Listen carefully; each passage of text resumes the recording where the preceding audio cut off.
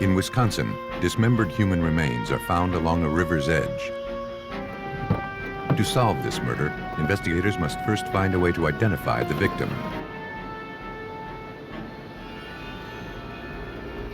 The body of a decomposed man is found in an Arizona state park. Only advanced computer technology can lead detectives to his killer. After finding skeletal remains, Texas police arrest a suspect in the murder. But unless the victim can be quickly identified, detectives will be forced to set a killer free. Some killers believe that by concealing the identity of their victims, their crimes will go unpunished. But with advanced technology, forensic artists are identifying faceless victims and exposing a killer's guilt by drawing conclusions.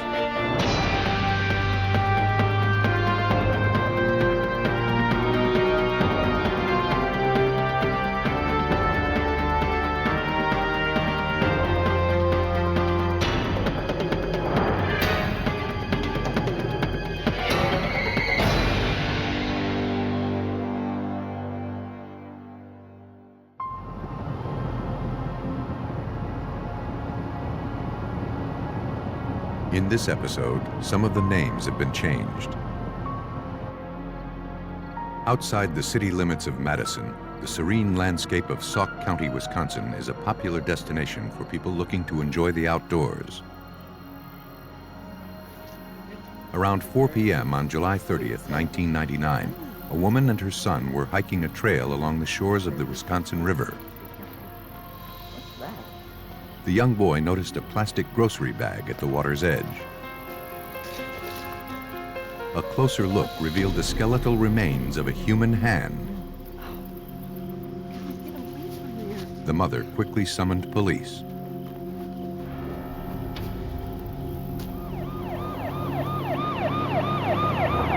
Officers from the Sauk County Sheriff's Department responded to the scene. The hand was still attached to the arm, which had been precisely severed at the shoulder joint. Unsure what to make of the finding, police decided to spread out and search the area. Scattered along the shoreline, they discovered several trash bags.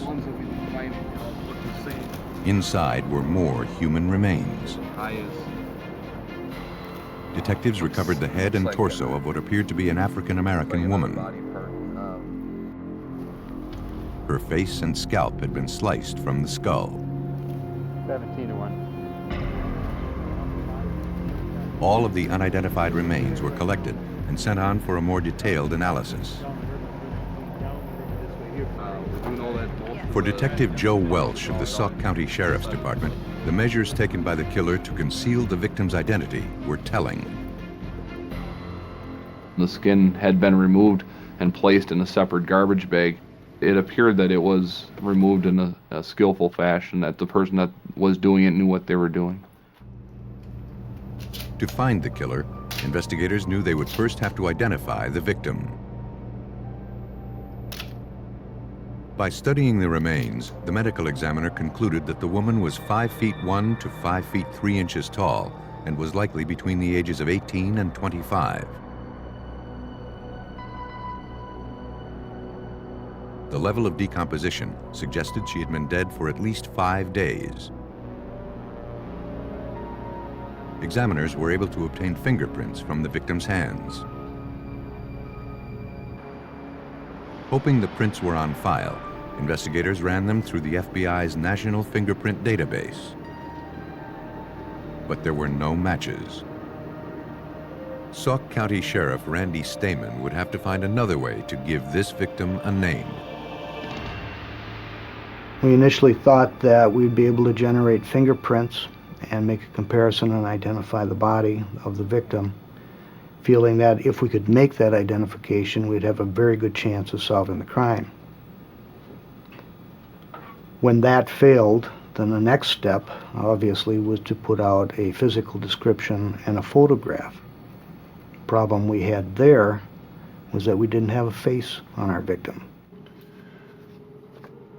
Flesh that remained on the victim's skull held the only clues to the woman's identity.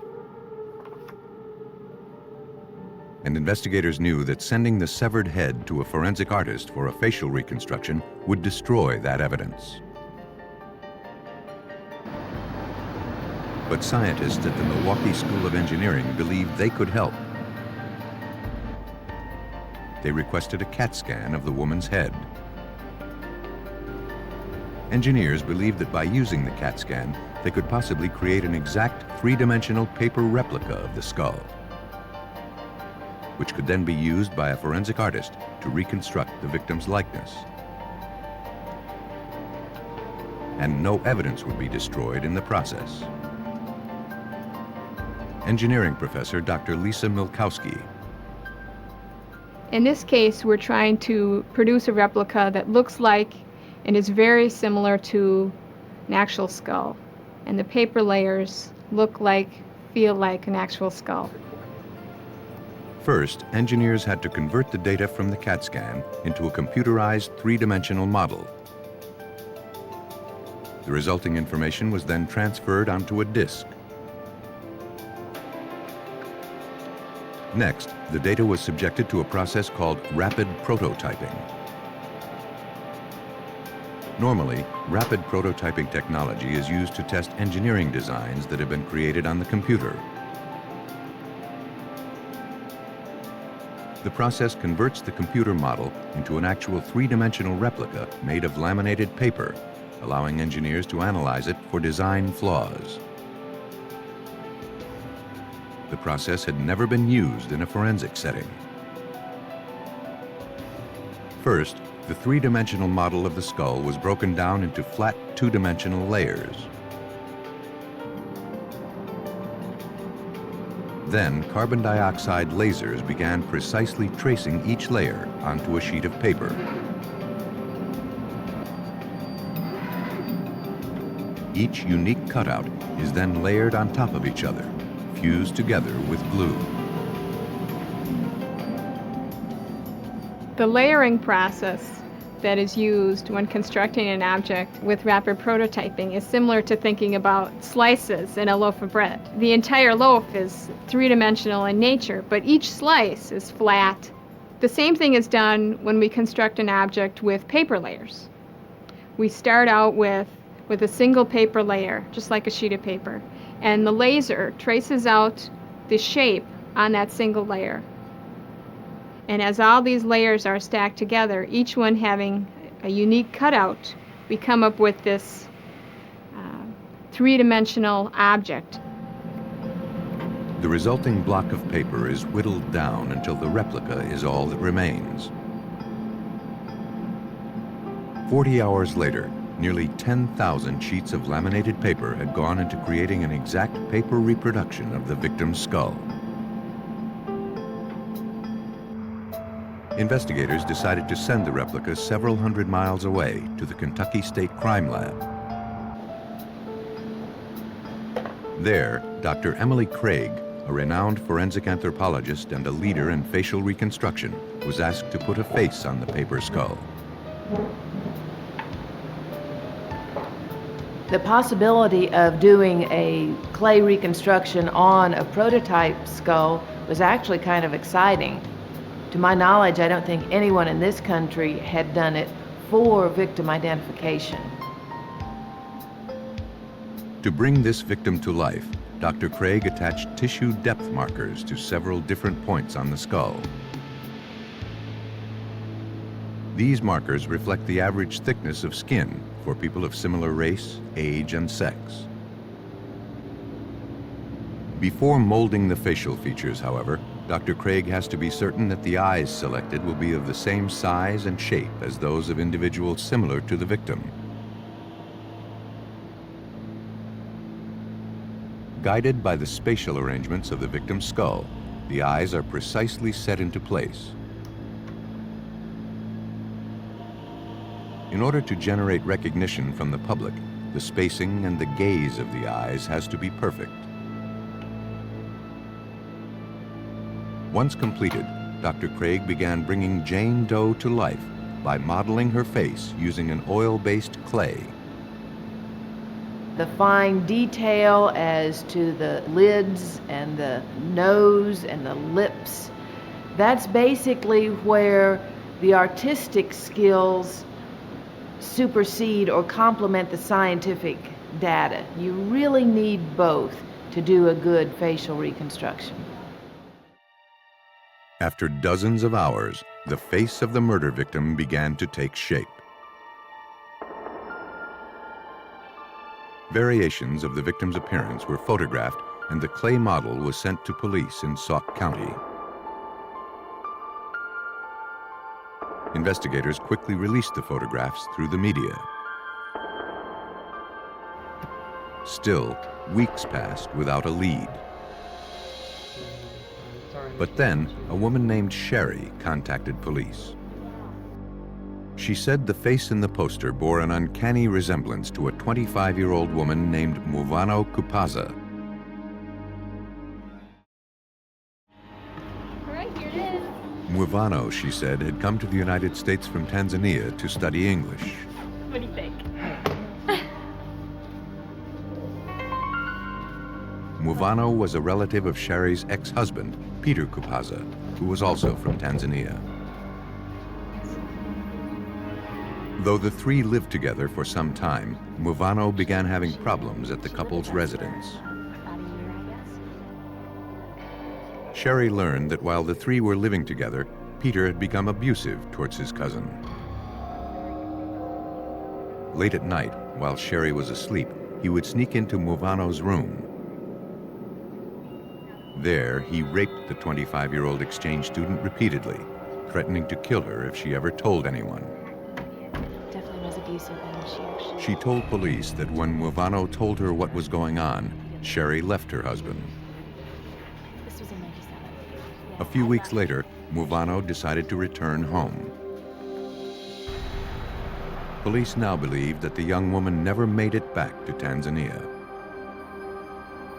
Looking to verify that Muvano was the murder victim, detectives went door to door throughout the neighborhood.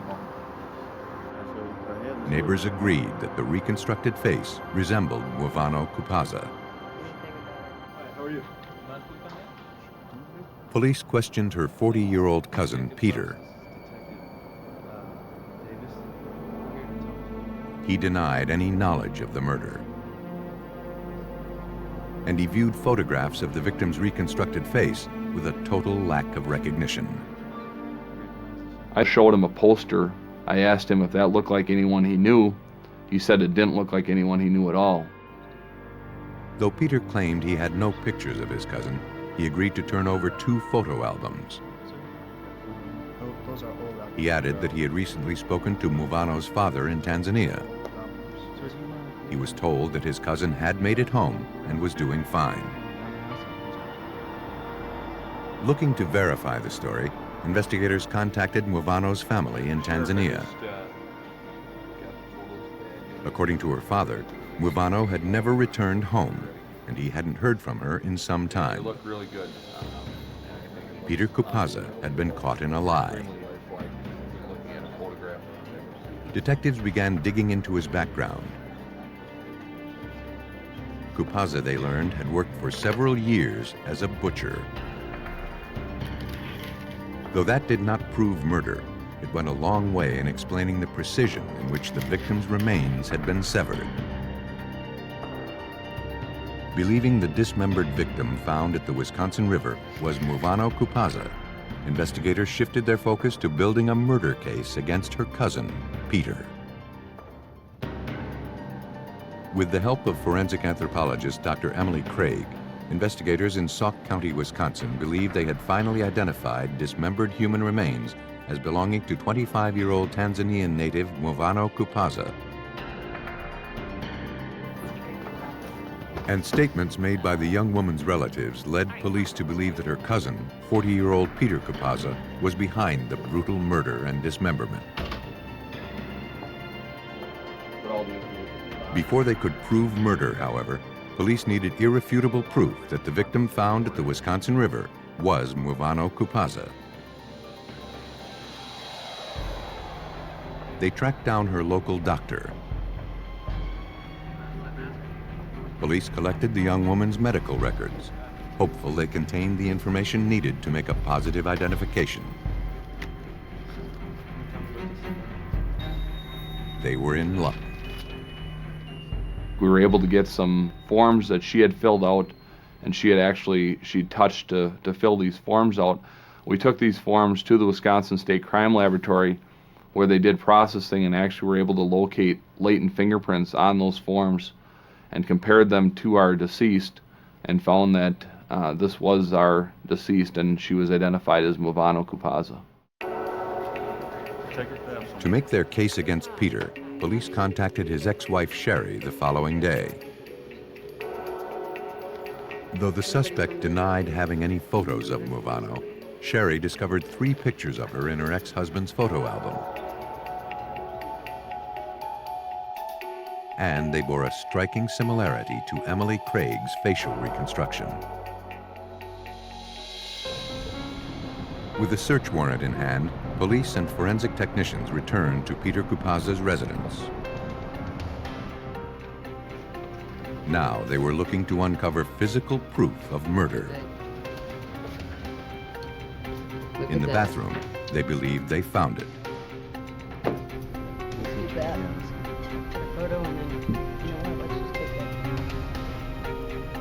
On a section of the baseboard, they observed reddish-brown stains that appeared to be blood. The section was removed for future DNA testing. Investigators turned to forensic examiners for proof that Peter Kupaza had murdered his cousin. Examiners generated a genetic profile of the blood found in Kupaza's bathroom. When that was compared to the DNA recovered from the victim's flesh, they found an identical match. Peter Kupaza was arrested and charged with murder.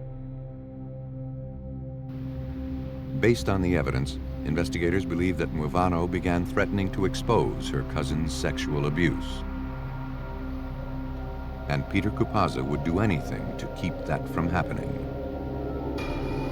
After killing her, police believe he dragged the young woman's body into the bathroom, where he dismembered her. Then he tried to dispose of the remains by dumping them in the Wisconsin River. On June 22, 2000, Peter Kupaza was sentenced to life in prison for the first-degree murder of his cousin, Movano. In Wisconsin, the willingness to adapt a high-tech engineering process to crime solving led to the conviction of a brutal killer. To solve a murder in Phoenix, Arizona, police must rely on computer software to help them identify the victim.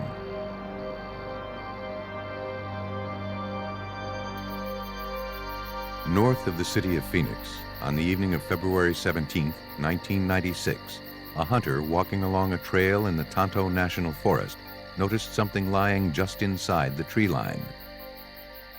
He approached the object, believing it to be an injured animal. But what he found was a lifeless human body. The man fled the scene and called 911. Deputies from the Maricopa County Sheriff's Office were dispatched to the scene. The victim, determined to be a white male, had suffered a single gunshot wound to the back of the head. But with no form of identification located, police were unable to determine who he was or why he had been murdered.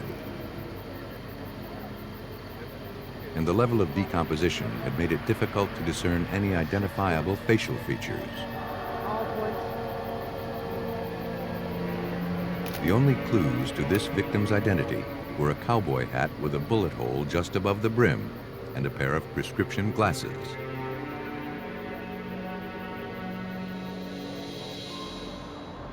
The following day, Maricopa County investigators were no closer to identifying the victim.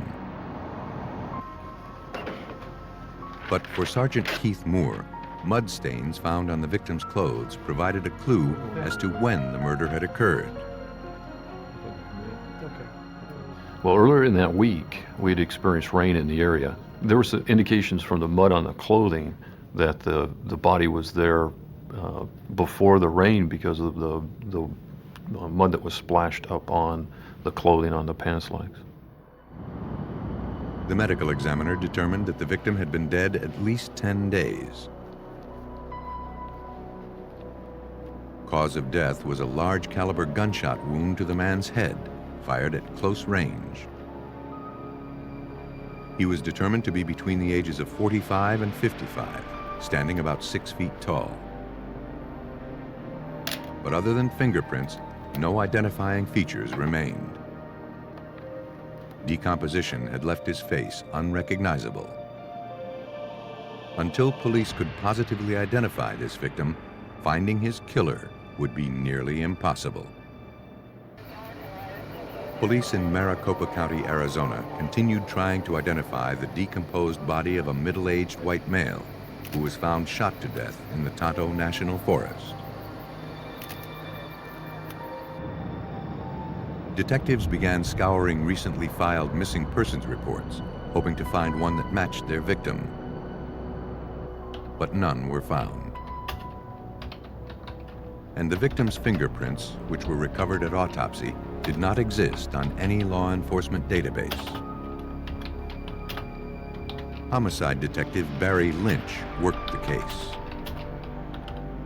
Once we ran through our normal operating procedures, investigating procedures, fingerprints, the autopsy, everything that we possibly could do, we came to the conclusion that we had exhausted all our normal investigative tools that we have at our disposal, and we were going to have to go someplace else and look into doing something different to try and make this case or try and identify this individual. Detectives turned to examiners at the nearby Glendale Police Department. There, forensic artist John Wintrow was assigned the case. By applying specially designed computer software to photographs of a victim's face, Wintrow has become an expert in erasing the effects of trauma and decomposition. Having a clear image of the victim's likeness makes it more likely that someone will recognize the face. In this case, it's a matter of using these tools to eliminate and clean up the original photograph, the original picture being scanned, to get rid of the decomposition, to get rid of the trauma, and take that image, which is once graphic, and turn it into a presentable image for the media so that it can assist in the identification of this person. Before beginning the reconstruction in this case, however, Wintrow had to first photograph the face of the victim found in the Tonto National Forest. When you're taking photographs of the victim's face, ideally what you would like to have is what's referred to as a Frankfurt plane, which is just almost a portrait-like, eyes front, even keeled facial shot. In doing so, in the process, you have to keep into consideration that you're going to be scanning this photograph in. Wintrow next photographed the cowboy hat and prescription glasses that were recovered from the crime scene, careful to use the same scale as the photographs of the victim's face. Taking a Polaroid at arm's length away gives me a form of measurement so that when I'm taking photographs of glasses and cowboy hats and other items that are going to be scanned in on the photograph, I have a distance of measurement. Investigators hoped that by layering such details onto the reconstructed face, it would become more likely that someone would recognize the victim. After scanning all of the photos into the computer, Wintrow was ready to begin the reconstruction. His first step was to use the computer software to eliminate the trauma and decomposition present on the victim's face. Taking those graphic images away starts off with finding a good piece of tissue, a good piece of skin that is not decomposed. And by taking a tool referred to as clone pipe in this program, I can take this large circle, which is placed over the tissue that is not decomposed or not exhibiting trauma, and then taking the small circle and cloning the good tissue over the bad tissue, or skin in this case. Then, using a smoothing tool, Wintrow blended all of the skin tones together until no traces of damaged tissue remained. In the final step of the process, the victim's prescription glasses and cowboy hat were layered onto the image. Finally, a week after the unidentified victim was found murdered, the forensic artist had given him a face. Maricopa County detectives quickly released the victim's image to the media. Within a few hours, John Wintrow's efforts paid off. A local resident, John Christian, recognized the victim as being 52-year-old Thomas Donahue. Now, I know Sue works at the grocery store. He hadn't seen or heard from Tom in some time. See if I could find out anything about, if I heard anything about this girl. He described his friend as a simple but nice man who was always eager to gain the acceptance of people around him. John Christian told police that Tom, who was employed as a security guard for a local company, lived with a woman named Darlene Schlicht. Though Darlene and her friends were rumored to be involved in criminal activity, including forgery and check fraud scams, Tom tried to fit in with the group. Christian had heard that one of those friends, Carrie Scott, seemed to resent Tom's efforts to include himself in their activities. I think it's 23rd. Christian hadn't seen Darlene or any of her friends in some time. Her Aunt Sue works at... Looking to prove that the victim was in fact Thomas Donahue, detectives contacted his employer. Got some information about the case? Tom, they said, had not shown up for work in several weeks. Donahue's fingerprints were on file, and his employers agreed to forward them to the crime lab. Examiners compared the known prints of Thomas Donahue to those recovered from the victim. They matched. Thomas Donahue was officially the victim of a homicide. Now, looking to identify his killer, investigators began tracking down his roommate, Darlene Schlicht, for information. But she was nowhere to be found. A records check soon explained why. 3 days after Thomas Donahue's body was found, Darlene Schlicht had been arrested on forgery charges in nearby Tempe, Arizona. And have them come on down. According to the reports, Darlene had tried to pass a check at a cafe using an account that had been closed for several months. It turns out the account was in the name of Thomas Donahue. After being turned over to police, Darlene was placed under arrest and transported to the Tempe jail.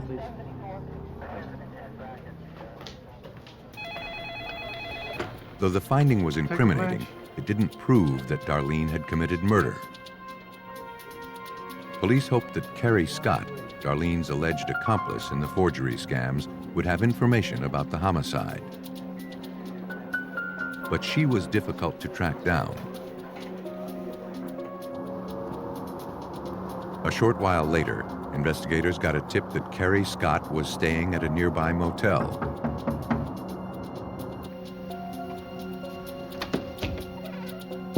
The woman who answered the door told police that Carrie wasn't there, I'd like to speak with Carrie Scott, please. but they didn't believe her. Police began searching the room. There's no Carrie here. In the bathroom, they found Carrie hiding in the shower. She was placed under arrest on unrelated outstanding warrants. At the Maricopa County Sheriff's Office, investigators questioned Carrie about Darlene's role in the murder of Thomas Donahue. At first, she was uncooperative. But after some time, Carrie decided to talk. She admitted to being present at the time of the killing, and she confirmed that Darlene Schlicht had committed the murder. According to Carrie, one night a few weeks back, she, Darlene, and another friend went out for a drive to the Tonto National Forest with Tom.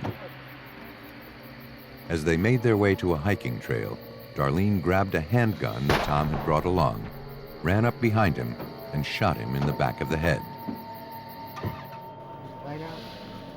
Though Carrie Scott claimed she had no idea that Darlene was planning to kill Tom, the murder didn't surprise her. Darlene had recently told her that Tom knew too much about their forgery scams and she wanted to do away with him. After hearing the version of the incident from Carrie Scott, then we had to find other individuals and other suspects that were involved in the case to be able to confirm or deny her version of the story. Police tracked down the third woman said to be present when the murder occurred. At first, Erica Land denied any knowledge of the killing. But when she learned Carrie Scott had told police she was there, Erica broke down.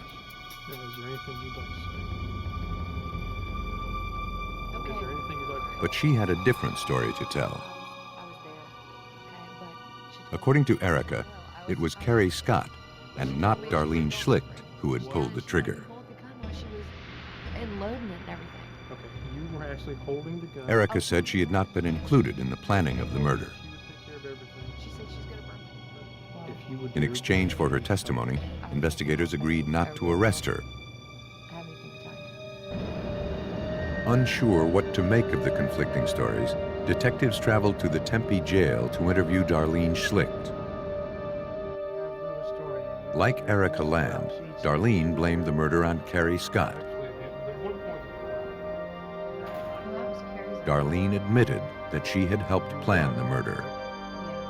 They decided that Mr. Donahue wants to involve himself in our criminal activity, and out of a conversation that they had at Darlene's apartment, they conspired to go ahead and take him to some remote area in the county and kill Mr. Donahue. Didn't Layla tell you? Though police had no physical evidence to corroborate the testimony, they were now convinced that Carrie Scott's version of events was a lie. Carrie Scott spent a good deal of her time trying to figure ways to isolate herself or remove herself from her involvement in this particular case.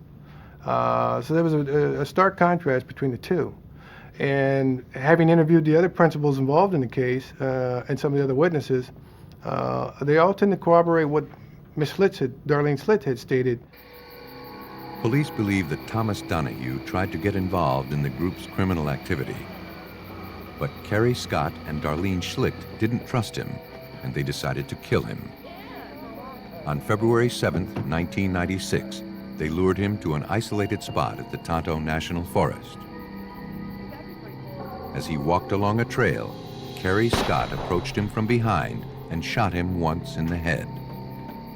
They believed that prolonged exposure to the elements would keep his identity and their crime a mystery. Carrie Scott stood trial for the first-degree murder of Thomas Donahue. She was convicted and sentenced to life in prison. Darlene Schlicht was also tried and sentenced to life in prison. The composite that Mr. Winthrop provided to us was crucial in this case because it was the means by which someone was able to identify Mr. Donahue. Without that, we would have probably never found the identity of Mr. Donahue or the principal players involved in this case. With the aid of computer software, forensic artist John Winthrop was able to restore a victim's appearance and help bring two killers to justice. In Texas, police must rely on a renowned forensic artist to identify a faceless victim. In the late afternoon hours of July 18, 1989, a young boy playing near a lake in Wills Point, Texas, stumbled upon some debris that had washed ashore. Curious as to what he had found, he began poking at the trash. When it flipped over, he saw that it was a human skull wrapped in cloth. Frightened, the boy ran to tell his father. After receiving the 911 call, deputies from the Van Zandt County Sheriff's Office were dispatched to Willow Lake. There, they located the human skull and a pair of blue denim shorts scattered on the ground.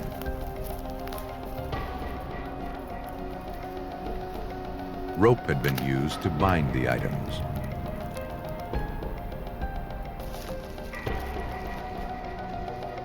Police carefully collected the remains and a few stray red hairs lying nearby.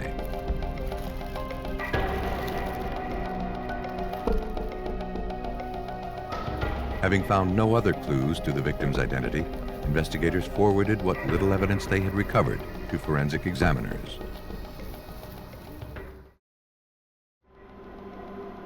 From the level of decay, examiners determined that the remains had been lying outdoors for at least a year. And evidence of blunt force trauma found on the skull suggested the victim had been murdered. Further analysis led to the conclusion that the victim was a Caucasian female, but little else was learned. Captain Rock Ellis of the Van Zandt County Sheriff's Office was contacted with the autopsy results. It was clear this would be a difficult case to solve. Forensics is telling me, that the lady is somewhere between 20 and 40 years old. She had red hair, and that's about all we had to go on at that time. As investigators struggled to identify the victim, dispatchers received a 911 call. More human remains had been found. Because of the decreased water level at Willow Lake, a passerby had stumbled upon a partial skeleton lying in the mud. It was found less than 200 feet away from where the skull had been found. Chicken wire surrounded the remains. The caging had been tied to concrete blocks with electrical wire and rope, likely used to keep the remains submerged in the lake. And there was something else. It appeared the ropes had been tied with the same type of knots as those found with the skull. Forensic analysis later confirmed that these remains were at one time attached to the skull found a week earlier. Though the findings had provided investigators with additional evidence of murder, the identity of this victim and her killer remained a mystery. Police in Van Zandt County, Texas, struggled to identify female skeletal remains found scattered along the shores of Willow Lake. As police began canvassing the nearby neighborhood, they made a startling discovery in one of the yards. Lying next to a roll of chicken wire, police noticed some ropes. They were the same type and tied with the same knots as those found with the skeletal remains. The same knots were tied on all three places. A clove hitch is not unique, a bowline is not unique, but when you see those knots tied with the same type of material in three different places, it focuses in on the same person tying the knots. Though no one was home, police obtained a warrant and collected the evidence. Now they needed to find out who lived at that residence. A property search revealed that the house belonged to an elderly couple who lived there with their 38-year-old son, Ronald Mark Holloway.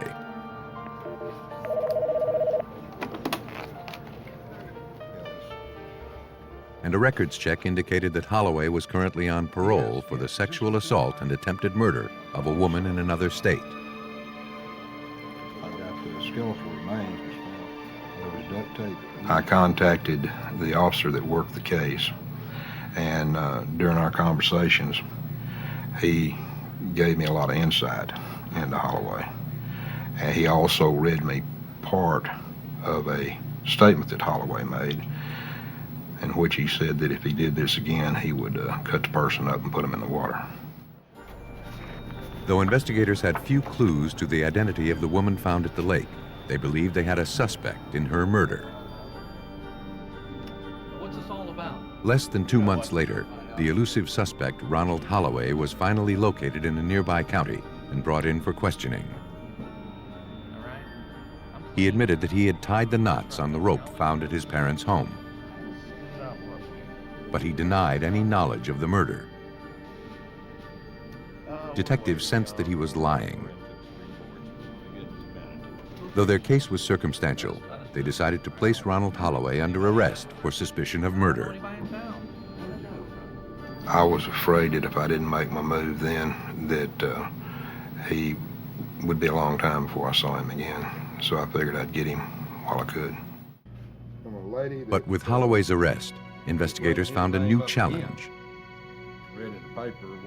Because of a Texas law, they had only a short period of time in which to formally charge the suspect with murder.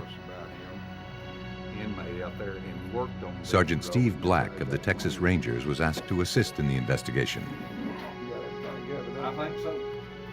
In Texas at that time, we had what they call a Speedy Trial Act. And if you didn't bring your defendant to trial within that time, well, you were in serious trouble. The defendant would be gone. Having only 60 days to make their case, investigators turned to renowned forensic artist Karen Taylor for help. With only a skull to work with, Taylor combined science and art in order to accurately reconstruct the features and fine details that make each face unique. The advantage in putting a face on a skull is that arrangement is given there in the skull. The openings exist already, the various orifices of the skull are there, and the features have to be placed over them, and so the proportions are built in. It's the spatial arrangement of those features that has proven in study after study to be critical for triggering recognition. Taylor begins by photographing the skull with 21 tissue depth markers placed at precise points. Tracing paper is then laid over the life-size photographs of the skull. Using the rubber markers as her guide, Taylor began shaping the contours of this victim's face. Once complete, the next step is to draw in the eyes, nose, mouth, and other features that will potentially lead to the identity of the victim. There are certain ways to calculate the individual features. There's a formula for each feature for the development of the eye and determination of the width of the nose or the projection of the nose or the width of the mouth and so forth. Using established scientific data to approximate the size and shape of the victim's features, Taylor next looked to other evidence recovered from the crime scene to help her fine-tune her drawing. A pair of blue jean shorts were recovered that were size 26-inch waist, indicating a really slender individual. So I knew that I needed to slenderize the face somewhat, so I actually shaded in the cheek area to make the finished reconstruction drawing look more slender. Karen Taylor had taken a faceless skull and created the image of a young woman, hopeful it would lead to her name and the name of her killer. The forensic artist has the ability to develop a face that gives that individual who's a victim of violent crime one last opportunity to be identified, and that's the reason we do what we do. Hoping this would generate the lead they needed to link Ronald Holloway to the murder victim, investigators quickly released the sketch through the media. Within a few hours, they got a tip. A caller recognized the sketch as resembling 28-year-old Jennifer D. Weiniger, who shared a house with her boyfriend in nearby Elmo, Texas. Police went to the address. Ray Dawson agreed that the sketch he had seen in the paper looked like his girlfriend. Okay, well, how about telling us a little bit about Police asked him for a photograph of Jennifer. No, pretty happy. The picture of the girl was a dead ringer of the artist rendering Karen had fixed for us. We've been together for the past 2 years. Around the time Jennifer disappeared, Dawson said he was in jail on traffic violations. I wouldn't know where she was. And though he hadn't heard from her since, he didn't think much of it. In the past, Jennifer would ask him to drive her to the local bus station. She was a free spirit and enjoyed being out on the road. In fact, she would often take off on hitchhiking trips across the country and be gone for months at a time. Police specifically asked him about Jennifer's friends and associates. But Dawson didn't know anyone named Ronald Holloway. Believing they had finally identified their homicide victim, authorities retrieved Jennifer Weiniger's dental records and compared them to the remains found at the lake. It was a perfect match.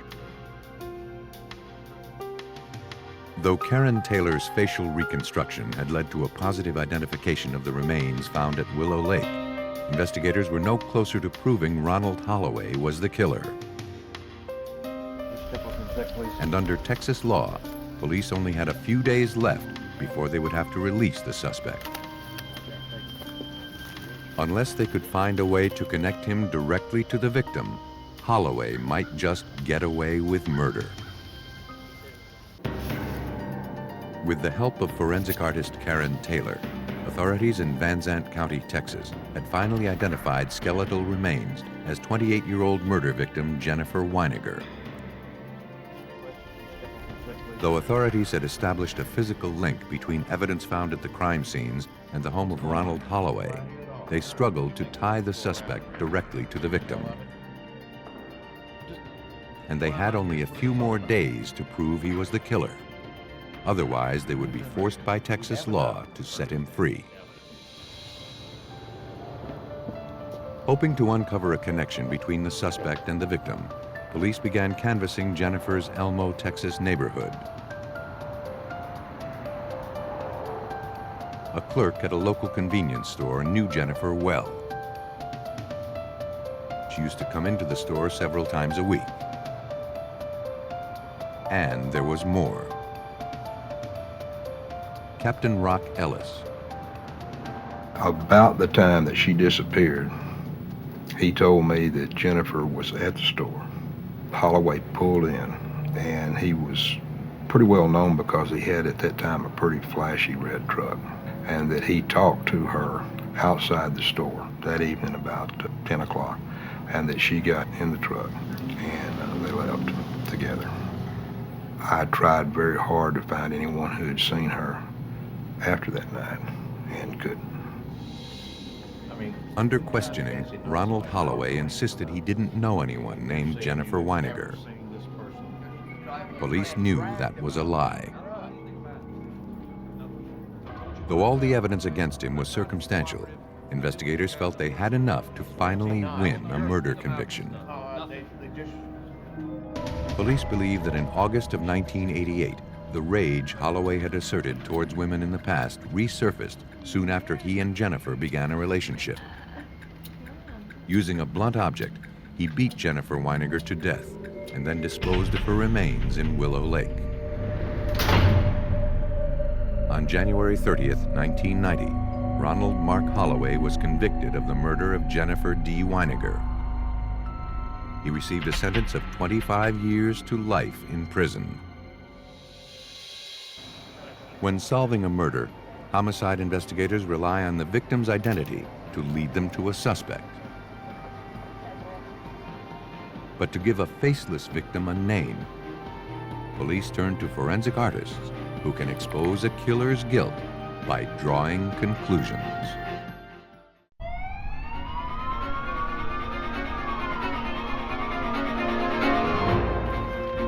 A quiet Washington state community becomes the backdrop for a string of brutal murders. And all of the evidence suggests that a serial killer is responsible. As investigators struggle to identify a suspect, more bodies continue to surface. In Michigan, the pregnant wife of a promising young attorney is found dead in the couple's home.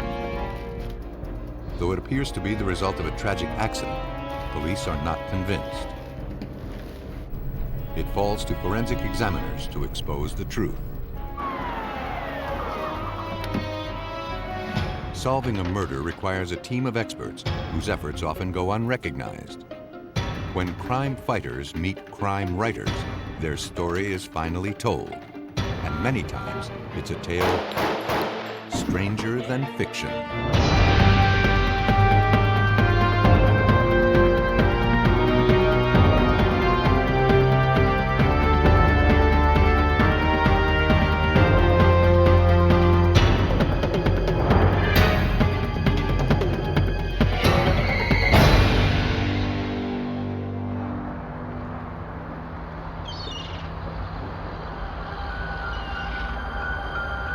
Bellevue, Washington lies just east of the city of Seattle. It's a thriving community of about 100,000 people who live, work, and play here. But in the summer of 1990, young women began turning up dead throughout the city. On Saturday, June 23rd, Bellevue police received a 911 call.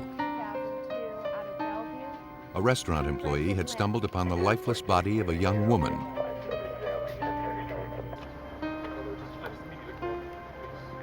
Investigators responded to the scene. They found the victim lying among trash next to a dumpster behind the restaurant. She was nude except for a necklace. Her arms and legs were positioned as if she were lying in a coffin.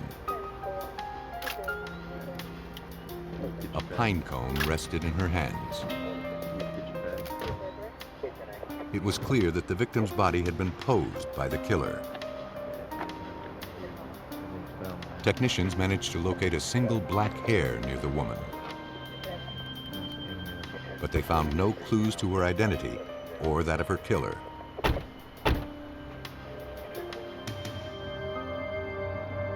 Bellevue detective Marvin Skeen was assigned the case. He knew this wasn't going to be an easy murder to solve. Most crime scenes, you know who your victim is.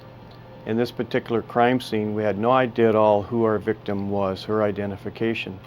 We also lacked clothing, so we couldn't provide a clothing description when we asked the public for their assistance in determining who the victim was. The medical examiner concluded that the woman, likely between the ages of 25 and 35, had died as a result of strangulation. She had also been brutally beaten and sexually assaulted. In addition to collecting biological evidence, dozens of fibers clinging to the victim's body were also recovered.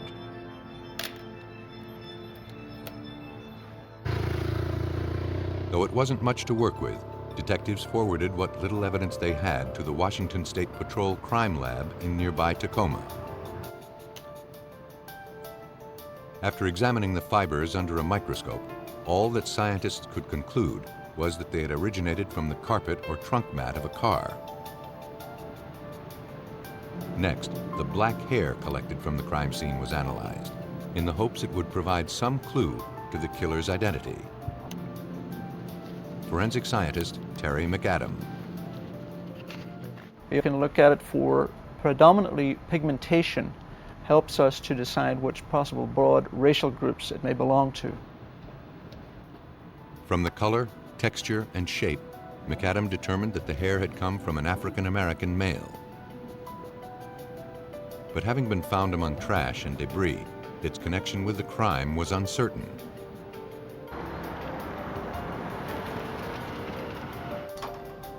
Investigators knew the best way to find this killer would be to first identify the victim. But no missing persons reports filed in the city of Bellevue matched their victim. We went to the news media, who of course were interested in the case, asked for their assistance. We also went to teletypes and bulletins to surrounding law enforcement agencies asking them to check for missing individuals in their cases. Soon after, investigators got their first break. In a neighboring jurisdiction, a woman had reported her roommate missing. From photos taken at the autopsy, she identified the victim as her 27-year-old friend, Marianne Polreich.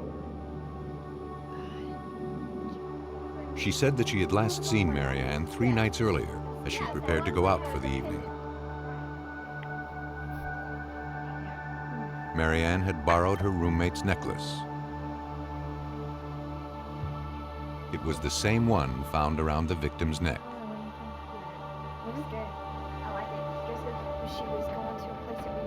Marianne usually spent her Fridays at a bar just a few blocks from where her body was found. The roommate indicated to us that Marianne's personality was one that was a free spirit, and that Marianne definitely enjoyed dancing, and that she would go to the various local clubs to dance. That was her main purpose as far as recreation. We learned that Marianne was a very hard worker. We learned that also from co-workers and then from employers. But the roommate indicated to us that Marianne would not go with a stranger, someone unknowing to her. Following up on the roommate's information, police went to the bar where Marianne spent her Friday nights. The restaurant manager knew her well, and she had been there the night before her body was discovered. Though he hadn't noticed who she was with, he believed she had left in a hurry. Marianne had forgotten her sweater and purse.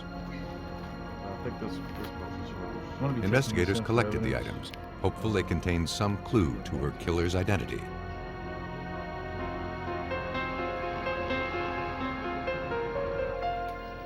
But the evidence failed to yield any useful information. The investigation into Marianne Polreich's murder was going nowhere. And the caseload for Bellevue detectives was about to increase. On August 9th, 1990, police were dispatched to the home of Carol Beathy. Her ex-husband, Paul, had received a call from his 2 young children earlier that day. They said that their mom was locked inside her bedroom and wouldn't come out. When Paul came to the house, he discovered his 36-year-old ex-wife Carol dead inside her bedroom. It looked as though she had shot herself. When police entered the room, however, it became clear this was no suicide.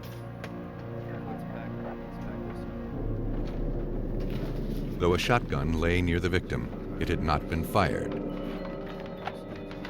Instead, the killer had posed the victim's nude body and used the shotgun graphically as a prop. Carol Beathy had been sexually assaulted and beaten to death. But no biological evidence of rape was found. Technicians collected a few black hairs from the sheets.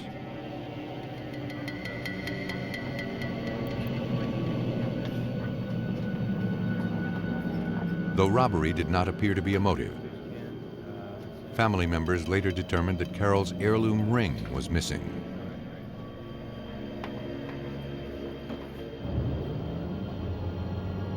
For Bellevue homicide detective Dale Foote, the similarities between the Marianne Polreich and Carol Beathy murders had to be more than coincidental.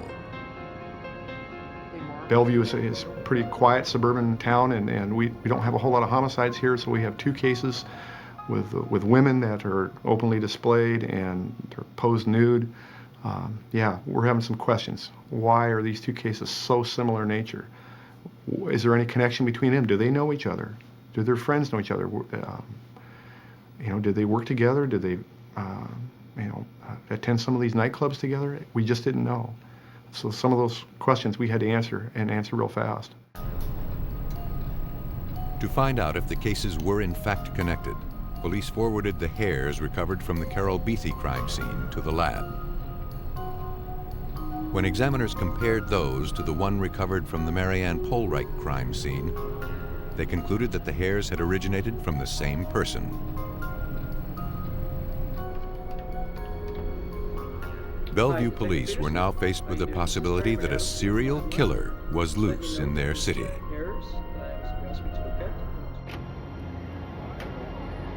Looking to find a common thread between the two victims, investigators began interviewing Carol Beatty's co-workers at a popular restaurant where she had worked as a waitress.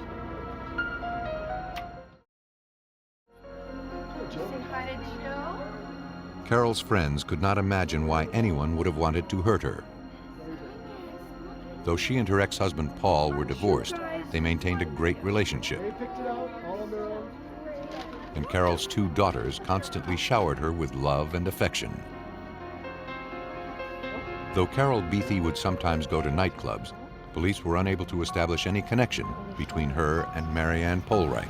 You ever seen her? The two unsolved murder investigations quickly became front-page news. Soon, the mystery caught the attention of veteran crime writer Jack Olson. With 10 true crime novels to his credit, Olson recognized that as a writer, this story was too unusual to be ignored. I think the thing that made this case unusual was the posing of the bodies. That is not seen. It is seen, but it's not seen very often. It represents some kind of a deep-seated hatred of women. And Bellevue police feared that such a deep-seated hatred would not simply go away on its own. If they didn't identify a suspect in the killings, and fast, it would only be a matter of time until more victims turned up dead.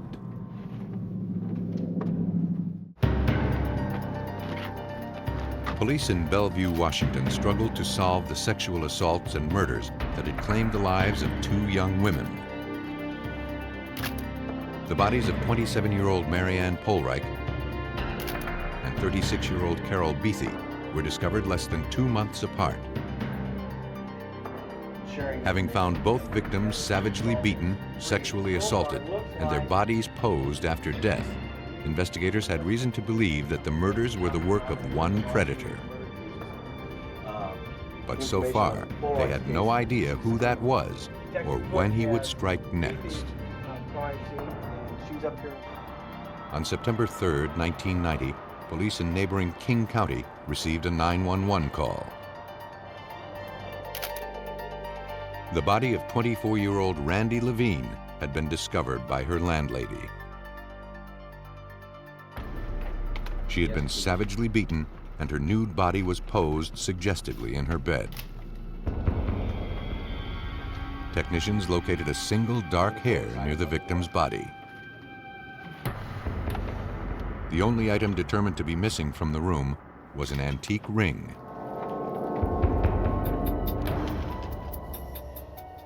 At autopsy, the medical examiner confirmed that Randy Levine had died as a result of blunt force trauma to the head. Though she had also been sexually assaulted, no biological evidence was found. But the medical examiner did find evidence that the young woman had been tortured. 283 tiny puncture wounds dotted her body. The pattern of some of the injuries suggested that the killer had played a game of tic-tac-toe.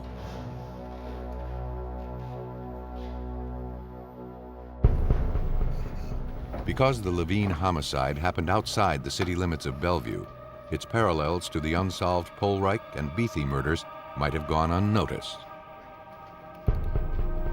But then, Bellevue Police Detective Ed Mott received a call from a paramedic who happened to be called to all 3 crime scenes. Yeah, this is Lieutenant Ed Mott with Bellevue. And he couldn't help but notice the similarities. He says, I'm not a cop, I'm not a policeman. He says, but the last 3 murder cases I've been to, he says, it's really odd that the 3 bodies have been posed. Bellevue police also learned that Randy Levine had been to a Bellevue nightclub the night before she was found murdered. There could now be little doubt that a serial killer had claimed the lives of all 3 women. Officers from throughout the area began pooling their resources, desperate to identify this killer before he struck again. The senselessness of the homicides left veteran crime writer Jack Olson struggling for answers. He wondered why these women in particular had been targeted for murder. He could find no rational explanation. They were perfectly fine women doing exactly what we would expect decent young women of their age, 20, 30, 35, to be doing. They held jobs, they were responsible. Yes, they did go to nightclubs now and then. They're admirable people. As the hunt for the serial killer intensified, an intelligence officer with the Seattle Police Department believed he had uncovered a possible lead. A few days after the Randy Levine homicide in King County, a man named George Waterfield Russell was arrested near her residence for impersonating a police officer. According to the reports, when 32-year-old Russell was pulled over for traffic violations, the officer saw him try to hide something under the vehicle.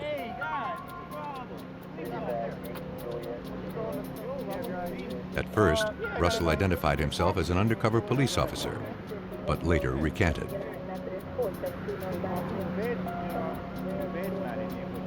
Suspicious, the patrol officer searched his car.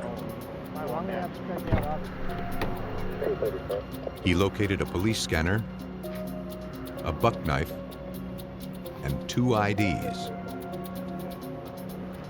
Hidden underneath the vehicle, he found a loaded handgun. A check of the serial numbers revealed that the gun had recently been stolen. Russell was placed under arrest for impersonating an officer and being in the possession of a stolen weapon.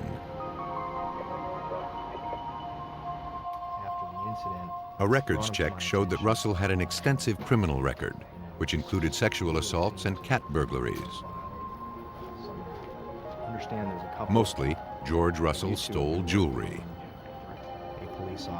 A further background check revealed that Russell was known to frequent Bellevue area nightclubs, and he had a reputation.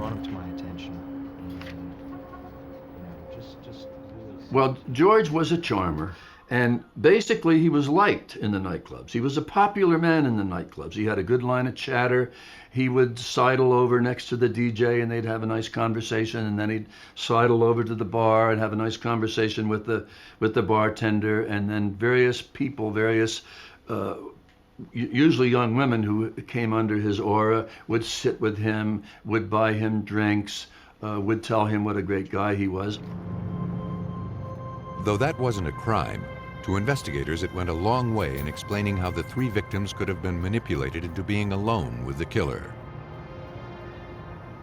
Hey, how you doing? I'm Detective. Detectives wanted to speak with George Russell about the murders. He claimed he didn't know anyone named Carol Beathy or Randy Levine. Take a look at some of these pictures for us. However, he admitted knowing Marianne Polreich. In fact, he had seen her at a bar the night before she was found murdered. But he said they weren't there together and didn't speak. Recalling that fibers from a vehicle had been recovered from Polreich's body, police asked for permission to search his car. Russell claimed he had borrowed a friend's truck that night. Eager to cooperate, he gave police the address of his friend who had lent him the vehicle.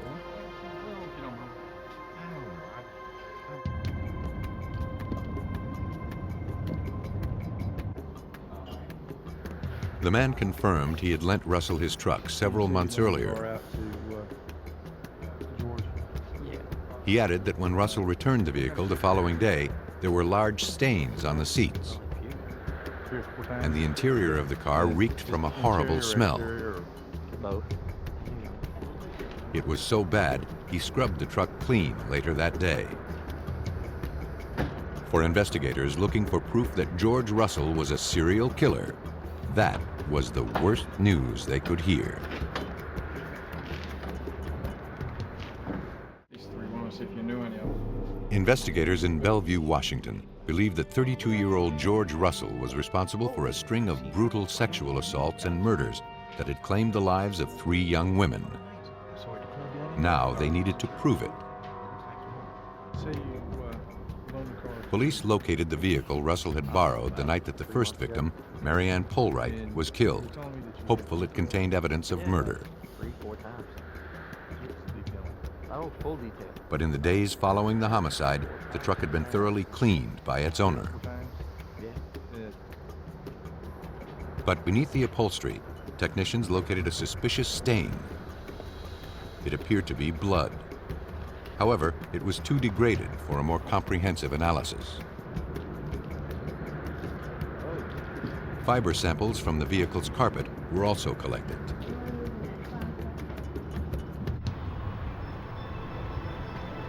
At the Washington State Patrol Crime Lab, examiners compared the fibers recovered from the truck to those collected from the body of Marianne Polreich.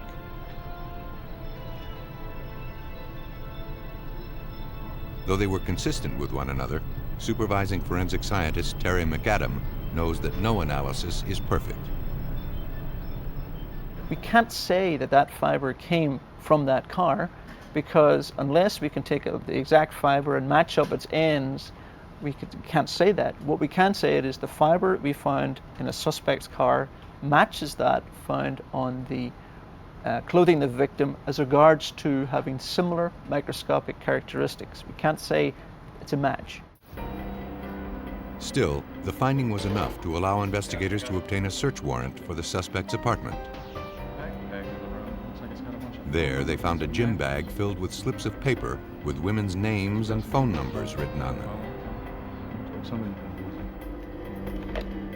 Police contacted several of the women whose names were found in Russell's home. Most knew George Russell well.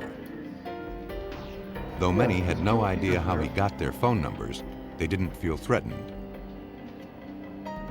Russell had told them he was an undercover cop. Homicide Detective Dale Foote.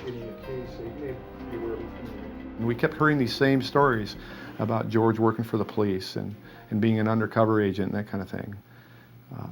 George was very articulate, he was a very charismatic young man, and a lot of people bought into his story.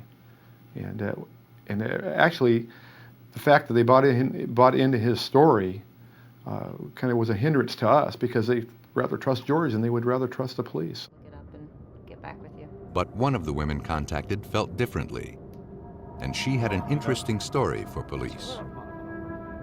She said that recently, George Russell had given her an antique ring. It was his way of apologizing for standing her up on a date the week before.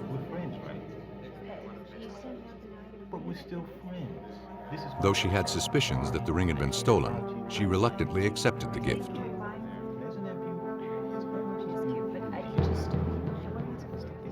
Shortly after that, she learned Russell was a suspect in the murders.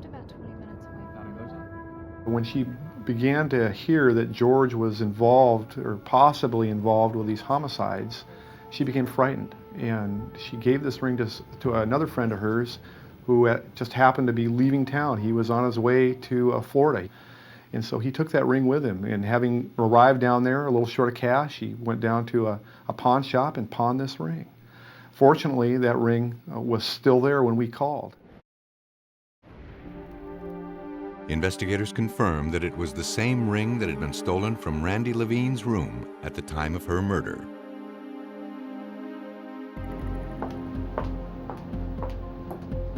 Convinced they had the serial killer, investigators next looked to tie the suspect to the murder of Marianne Polreich. Detective Marvin Skeen decided to take advantage of a new forensic technology called DNA testing.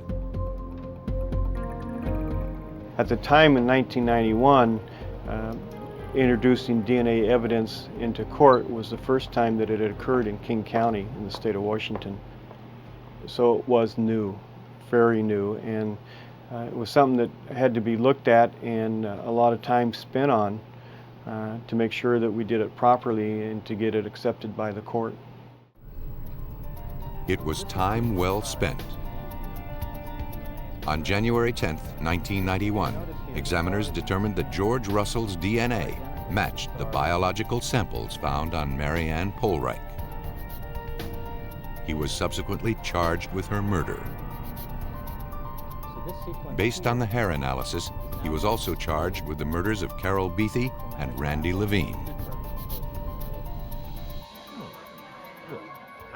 Police believe that George Russell used his abundant charm to lure women into his web. And once he had them where he wanted, he pounced on the unsuspecting victims.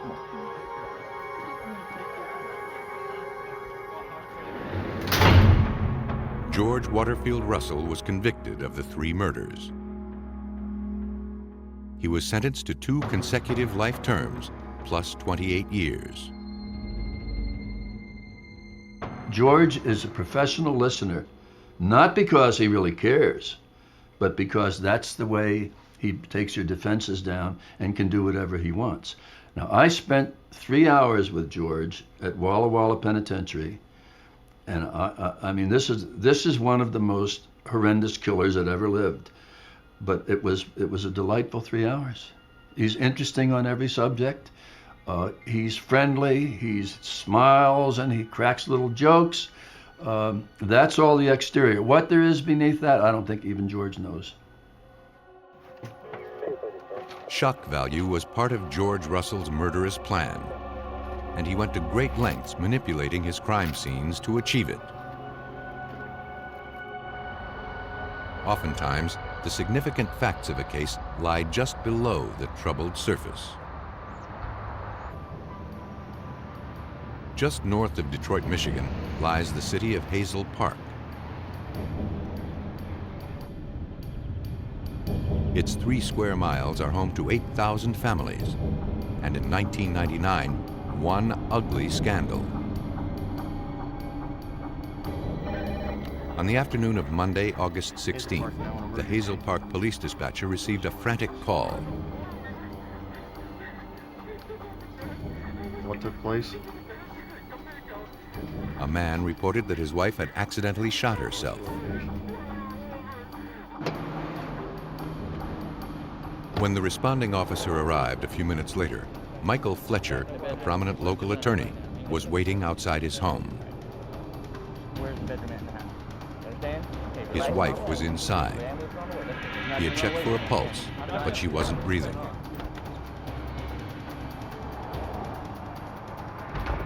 He led the officer to the bedroom where his 29-year-old wife Leanne lay on the floor. What are you gonna do? Following protocol, the officer kept Michael Fletcher from entering the room. What are you gonna do? But there was nothing anyone could do. Leanne Fletcher was dead, the result of a single gunshot wound to the head. Also, give me a backup unit and start the... Any shooting death, even an accidental one, is treated as a crime scene. And this one was no different. Crime scene technicians began processing the room, looking for evidence to help them reconstruct what had happened. They collected the .45 caliber handgun found inches away from the victim's body.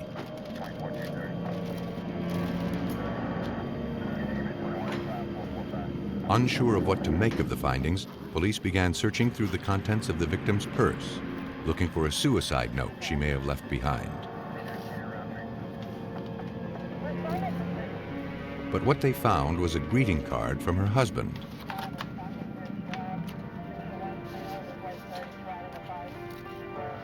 He was expressing his joy over Leanne's recent pregnancy.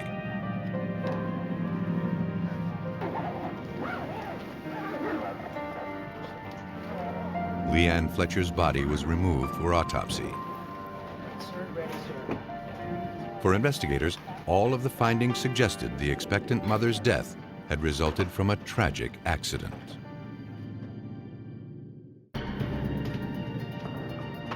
Police in Hazel Park, Michigan continued to investigate the tragic shooting death that had claimed the life of 29-year-old expectant mother, Leanne Fletcher.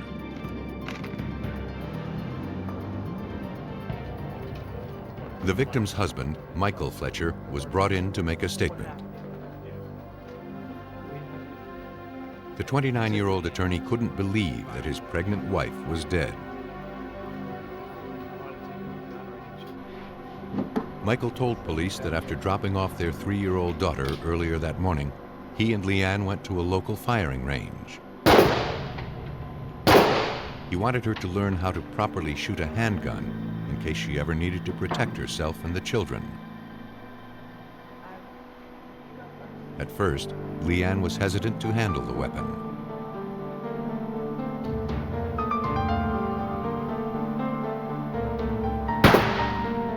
But according to Michael, she finally became comfortable and then fired a few rounds. When the couple returned home, Michael wanted to clean up and change clothes before heading off to work. He asked Leanne to load bullets into the clip and then put the weapon in its case that he kept by the side of the bed. The next thing he knew, he heard a shot and rushed out to find his wife bleeding to death. He was certain that the safety was on when he handed her the weapon. And he didn't remember that there was a round already in the chamber. As a matter of procedure, investigators collected the shirt Fletcher had been wearing at the time of the accident for testing.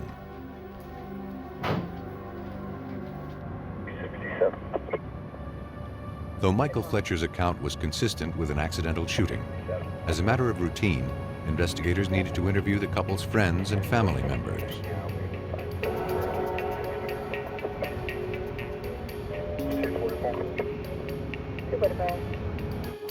When questioned, the victim's mother was upset and angry. She said she never trusted Michael Fletcher, and she was convinced her daughter's death was no accident. Nearly 6 months earlier, Leanne had complained to her mother she was unhappy in the marriage and wanted a divorce. When she confronted her husband, he was furious to learn she had gone so far as to hire a divorce lawyer. But soon after, Michael began trying to repair the marriage. He had just started to earn a substantial income, and the mother believed he was simply trying to avoid having to pay alimony. The information led investigators to take a closer look at Leanne's death. They forwarded the .45 caliber handgun to forensic examiners, believing it possible that the gun had misfired in the hands of an inexperienced Leanne Fletcher.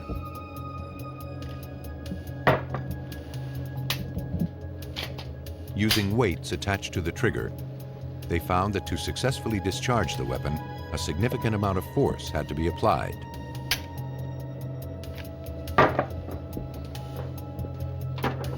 It was unlikely that the gun would have accidentally gone off on its own. But that still left investigators with the possibility, however unlikely, that the expectant mother had taken her own life. At autopsy, medical examiner Dr. L.J. Dragovich looked for signs of suicide. Though large blood stains were found on the victim's hands, he could find no gunpowder residue or mist-like blood spatter, which are usually present with self-inflicted gunshot wounds. There will be fine mist of blood created by the bullet impacting the skin and causing the wound. I would have been able to see evidence of that fine mist droplet pattern on the hand of the victim herself. That was not there. When he examined the wound, he noticed that the size and shape of the powder burns, or stippling patterns on Leanne's head, were consistent with the weapon having been fired from less than 2 feet away. The bullet had entered from above and behind the victim's right ear. Based on his findings, Dr. Dragovich concluded that it would be nearly impossible for Leanne Fletcher to have held the gun in the position needed to account for the trajectory of the bullet. It's very uncomfortable to try to self-inflict the injury in the way that you have to be a contortionist to be able to do that, in addition to having an arm long enough. This is not physically possible. Though the findings were powerful, they didn't prove Michael Fletcher had killed his wife. Still, rumors began to circulate through the small community. Freelance writer Tom Henderson followed the story and conducted his own investigation. But as an outsider, he knew that uncovering the truth would not be easy. I gathered the information by just basic reporting. You get used to, when you're a reporter, being outside your comfort zone, girding yourself up to knock on that door with people that don't really want to see you, saying, "Hi, I want to do a book about your family's tragedy. Will you cooperate?" Slowly, people opened up to Henderson. Those close to the couple did not speak kindly about the young attorney. But they all agreed that Leanne was a supportive and dedicated mother and a wonderful human being. Leanne Fletcher, by all accounts, was everybody's best friend. And that was one of the touching things, is you would interview friends, sisters. Everybody said, "Leanne was my best friend." Michael Fletcher was asked to come into the station to answer questions. Stating he had nothing to hide, he agreed, but only under the watchful eye of his attorney. He admitted to police that his marriage had been shaky, but over the past several months, he said that he and Leanne had managed to reconcile their differences. In fact, just 2 days before her death, Leanne prepared a special dinner for the family. She used the occasion to have the couple's daughter announce to everyone that there was going to be a new baby in the family. Michael was elated.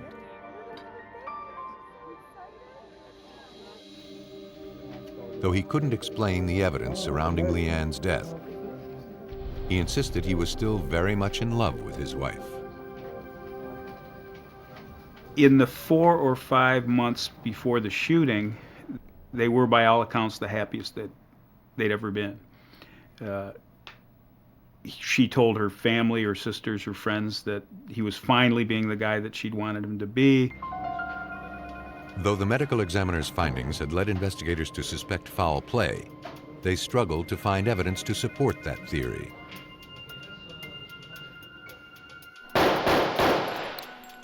Police went to the shooting range where Michael had taken Leanne on the morning of her death.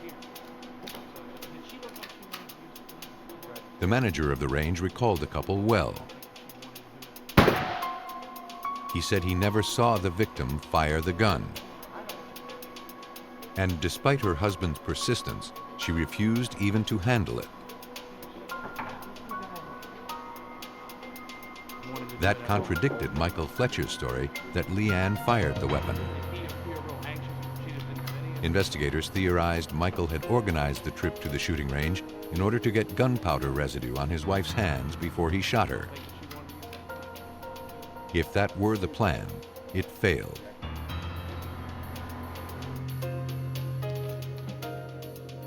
But for those following the investigation, the case against Michael Fletcher was hardly clear-cut. There wasn't a shred of hard evidence that proved Fletcher had murdered his wife. And there was no obvious motive. Mick Fletcher didn't stand to gain anything financially from her death. There was no insurance policy. The house, in fact, was in her name, and her parents ended up being responsible for its sale. his family didn't get any of the proceeds. He didn't get any of the proceeds. There was no financial gain. However, the medical examiner's findings were enough to allow investigators to obtain a warrant to search the suspect's house.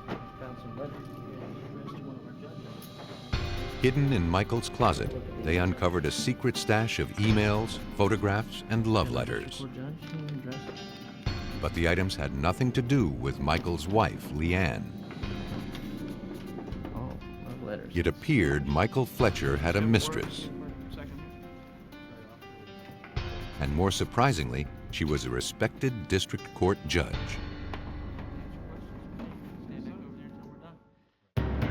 Police in Hazel Park, Michigan suspected that the shooting death of 29-year-old expectant mother Leanne Fletcher was no accident. While looking for evidence to prove that her husband, prominent local attorney Michael Fletcher, was responsible, investigators learned he had been having an affair with a respected district court judge.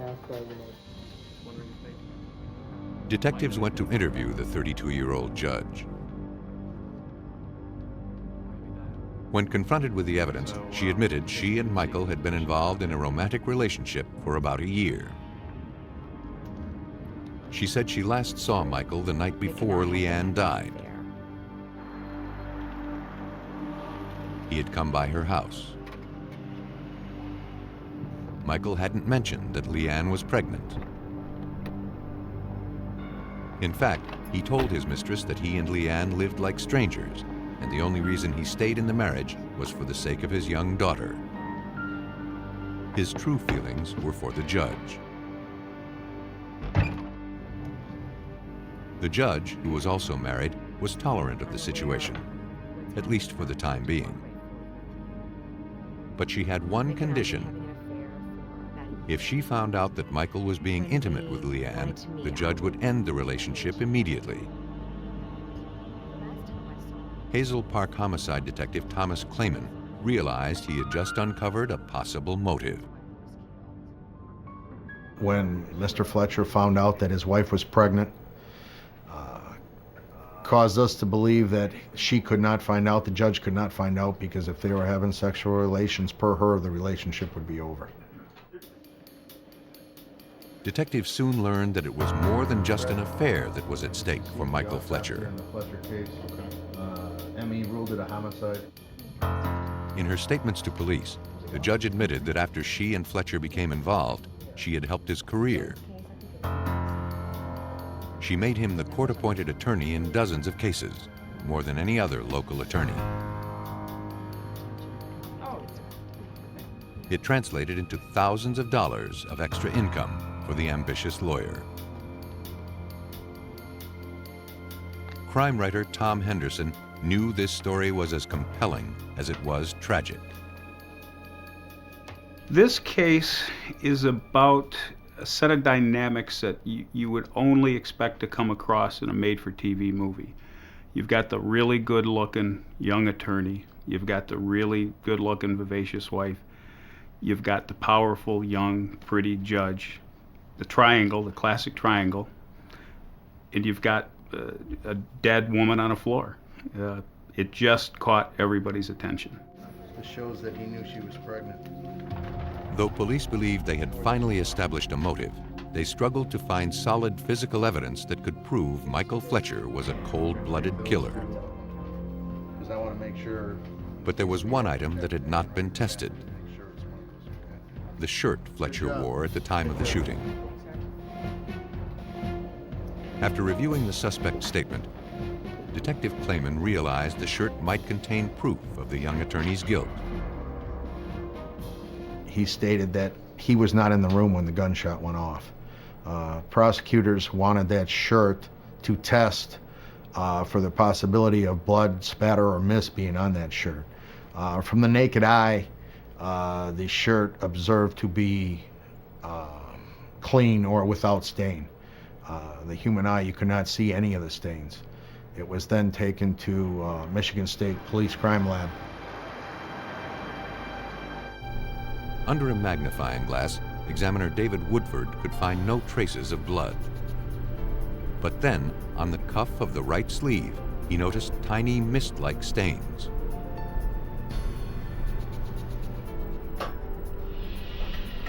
Looking to identify the substance, Woodford placed the shirt under a stereo microscope. Under the high-powered lens, he determined that the minute stains were in fact human blood.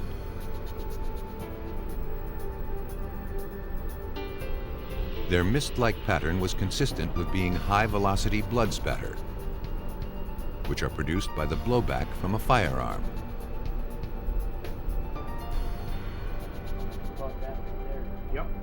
The evidence contradicted Michael Fletcher's claim that he was not in the room when his wife was shot. More importantly, the blood on the cuff put him within 2 feet of the victim when the bullet struck her head. Police finally had enough evidence to arrest Michael Fletcher. And it came just in time. When police arrived, they found the suspect near a camper parked in front of the house. Michael Fletcher was placed under arrest and charged with the murder of his pregnant wife. The prosecution's contention is that this was a orchestrated, well-planned homicide that took months to carry out. He'd been nice to her for months. He'd been sweet-talking her, getting into her good graces. Bought her a card that morning, not because he loved her, but because he needed an alibi. Took her to the gun range, not because he wanted her to share a hobby with him, but because he needed to get gunpowder on her hands. But this case was not over.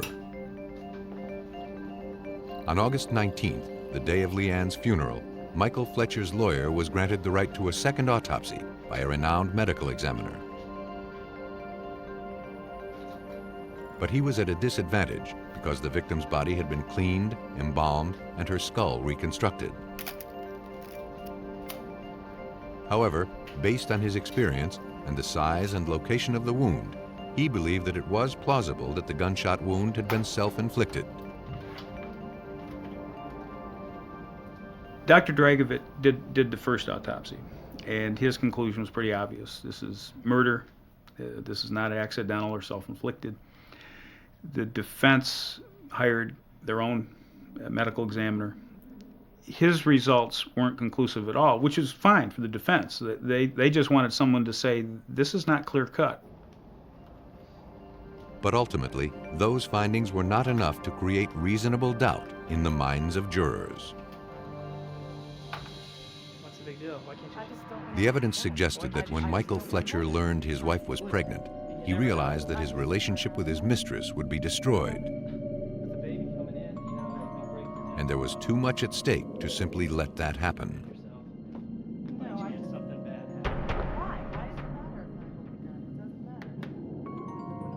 After returning from the firing range, Michael saw his opportunity and took it.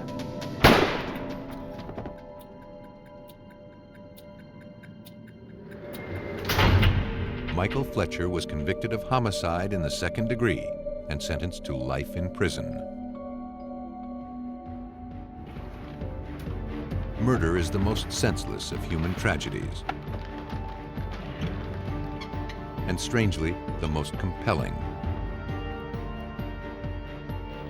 Writers are compelled to write about it. Readers are compelled to read of it. And though forensics can never explain why someone is driven to kill, it can provide us with the satisfaction of bringing the guilty to justice.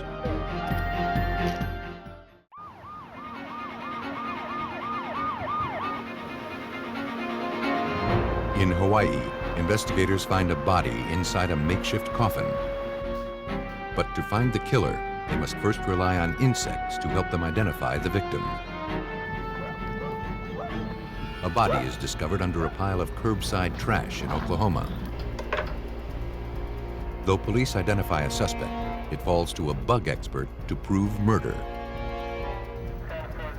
In Mississippi, a young family is found brutally murdered in a rural home. To expose a killer's guilt, examiners must find a way to establish when they died.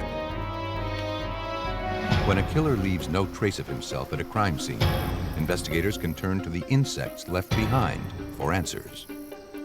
Forensic entomologists can find justice for the victims of homicide by following the trails of predators and parasites.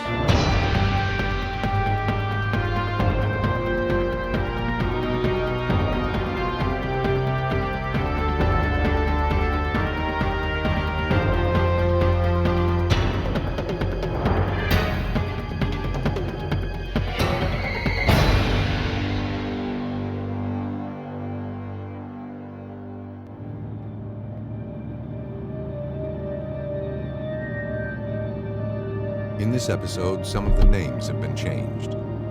On October 24th, 1994, a man driving along the old Cali Highway in Oahu, Hawaii, noticed something lying in the woods just off the road. As he approached the object, he realized it was a large toolbox.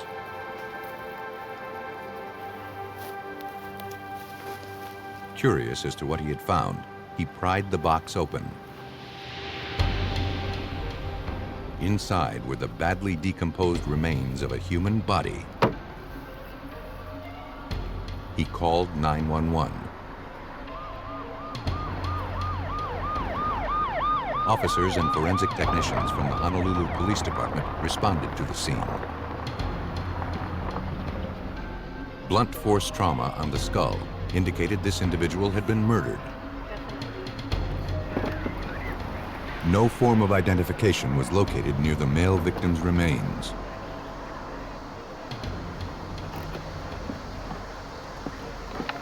Hundreds of insects were found in and around the makeshift coffin.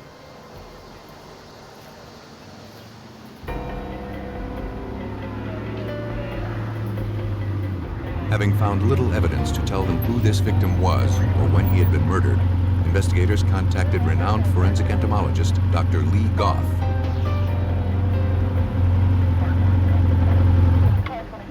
As an expert in insect growth and development, Dr. Goff analyzes bugs found on a corpse and estimates how much time has elapsed since a person's death.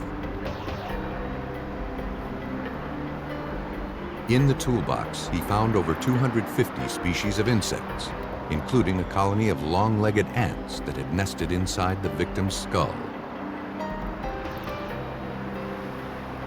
After collecting dozens of samples, he returned to his lab at the University of Hawaii.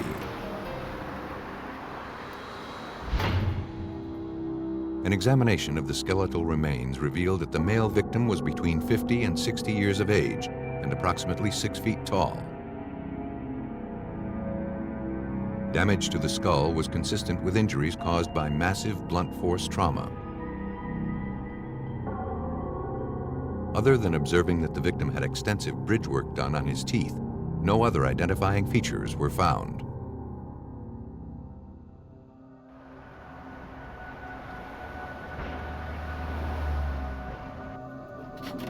Investigators began searching through previously filed missing persons reports, looking for a match with their victim.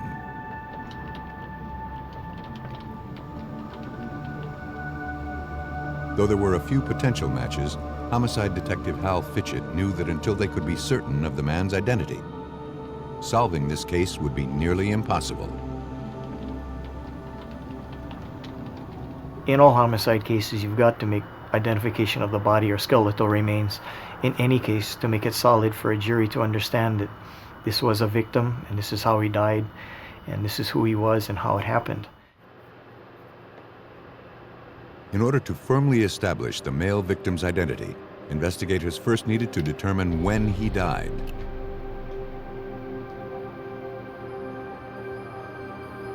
Dr. Lee Goff believed that the insects found in the makeshift coffin held the answers. Typically, what we look at are life cycles of individual insects or succession patterns of insects onto the body. As the first fly lays its egg and starts the clock, the eggs hatch, the maggots begin to feed on the body, they change the body. And as they do this, they make the body attractive to yet another group of insects, and you have successive waves of insects invading this particular body, each one utilizing a different part of the body. Among the various insects found, Dr. Goff identified the black soldier fly. Entomological research has shown that the black soldier fly will not become attracted to a body until decomposition has been underway for at least 30 days. But Dr. Goff also located newly hatched fly larvae, or maggots, that had come from the black soldier fly. Knowing it takes an additional 60 days from the time the soldier fly arrives to the time its eggs hatch and begin to mature into adults, he concluded that the victim had been deceased for at least 90 days. But the presence of the ant colony inside the skull indicated the victim had been dead much longer. The ants were there basically looking for a somewhat dry place in which to establish their colony. They were looking at a protected type of an environment, a good place to establish the colony. And they're primarily just as a shelter, as opposed to using the body as a food source. To determine when this victim died, Dr. Goff now needed to determine how long the ant colony had been present inside the toolbox. He began research into how ant colonies grow and develop. You're going to find several different forms that are going to be present within the colony, each one doing a different job. Initially, you're just producing workers, servicing the queen, making sure the colony is maintained, obtaining food. But then you reach a certain colony size. At that point, this colony is large enough that they want to look at establishing other colonies. Generally, a colony reaches that size in 12 months. Then the queen begins producing other reproductive ants.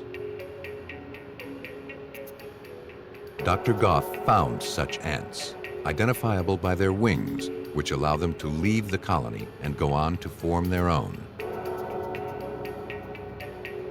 Knowing that the ants had not arrived until the soldier fly larvae began to hatch, Dr. Goff estimated that the victim had been dead about 15 months. But then he factored in additional time it would have taken for the insects to penetrate the toolbox. Ultimately, he estimated the victim died 18 months before his body was discovered.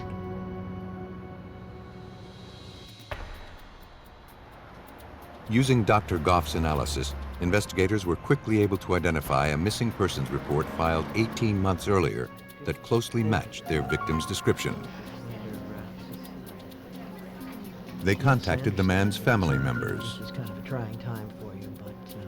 The children told police that their father, 55-year-old Charles Osborne, had disappeared in April 1993. They had last spoken with him on the phone shortly before he disappeared. Charles, a father of 3, was the co-owner of a marble and tile installation business. He was described as a dedicated craftsman who took great pride in his business and the quality of his work.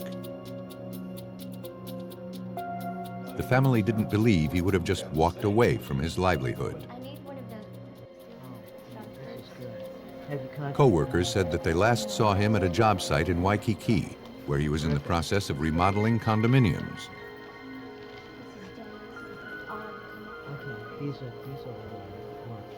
Photographs of Charles Osborne were handed over to police.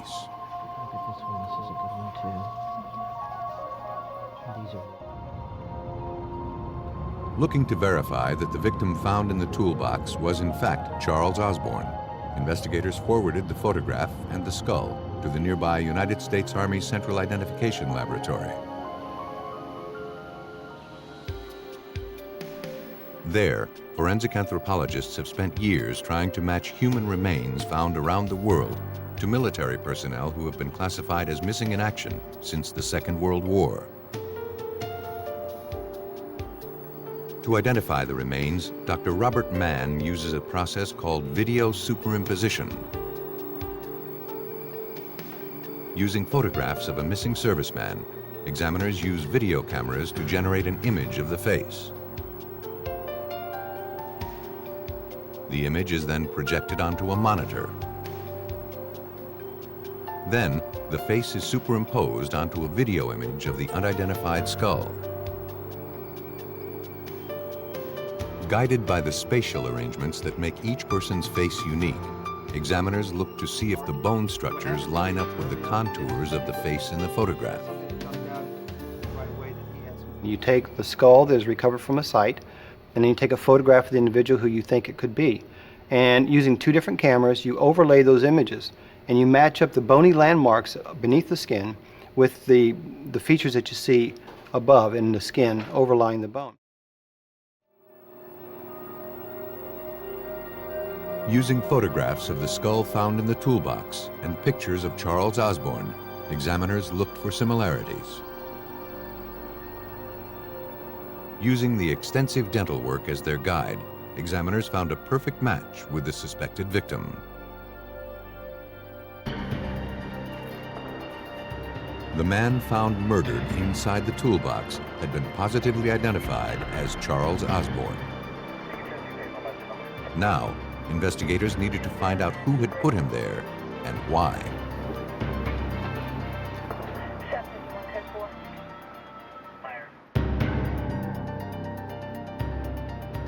By analyzing the insects recovered from a crime scene, forensic entomologist Dr. Lee Goff had helped authorities identify decomposed human remains.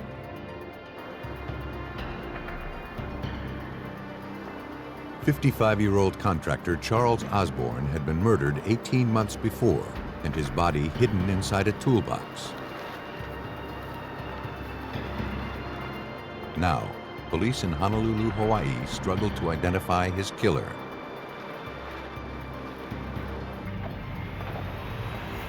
Looking to retrace the victim's movements prior to his death, investigators tracked down other contractors who worked with Osborne around the time he disappeared.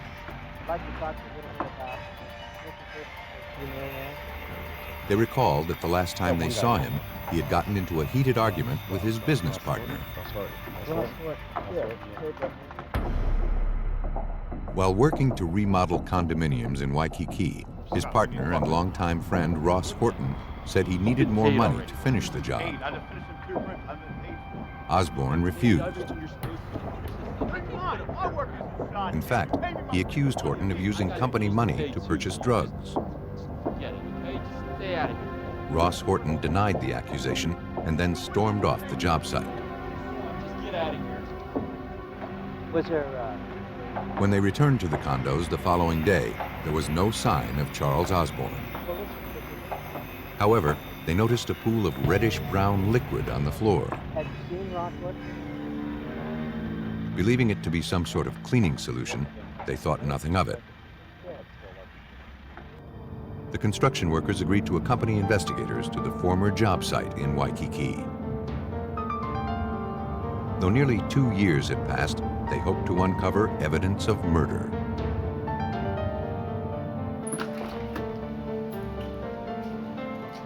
Criminalists began searching the residence. Though the floors had been tiled over and the walls painted, technicians managed to locate a few minute traces of what appeared to be human blood. The samples were collected and sent on for a more detailed analysis. That's just where they failed to clean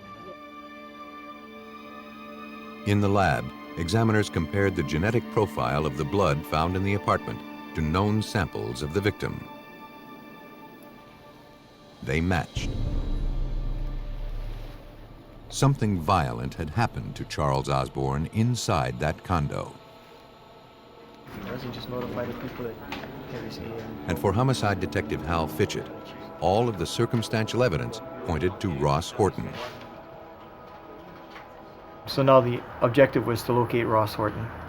And we contacted individuals here with the state of Hawaii, and they were able to give us possible or potential addresses where Mr. Horton may be residing.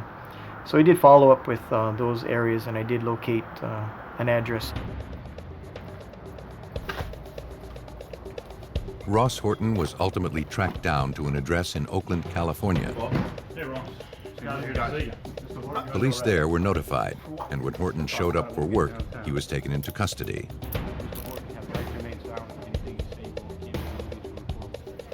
Honolulu detectives traveled to California to interview the suspect. Horton was shocked that after so much time, police were able to identify Charles Osborne's remains. We've got the evidence. Why don't you start writing? Confronted with the evidence against him, Horton confessed to the murder. Horton said that after the other contractors had left the job site the day he and Osborne argued, he returned to confront his partner. He needed money to buy drugs. But when Osborne refused to give him more company money, he became enraged.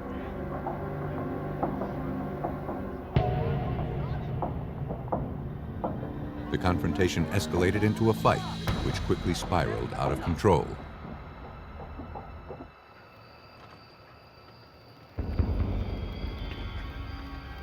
Later that evening, to conceal his crime, Horton placed Charles Osborne's body inside his toolbox and disposed of it off the side of a highway.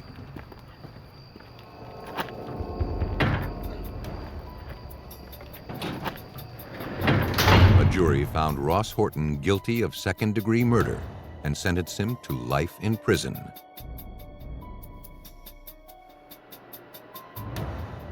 With the help of Dr. Lee Goff's insect analysis, authorities were able to identify the victim and his killer.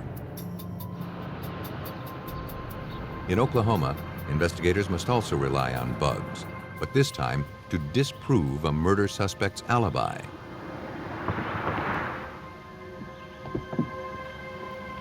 On the morning of August 8, 1993, in the small town of Stroud, Oklahoma, a resident on her way to work suddenly became overwhelmed by a foul odor. It was coming from a large pile of trash in front of her neighbor's home. She examined the garbage, concerned about a potential health hazard. Then, she noticed a human hand protruding from the debris. She quickly called 911. Dispatchers learned that the residence where the body was found belonged to 44-year-old Lito Cisneros and his wife, Linda Howell.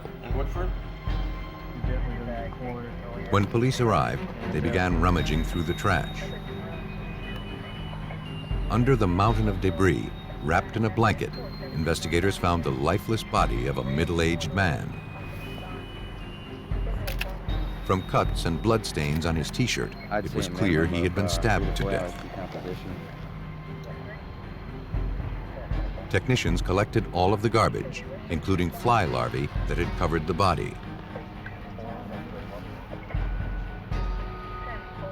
Neighbors confirmed that the victim was in fact Lito Cisneros.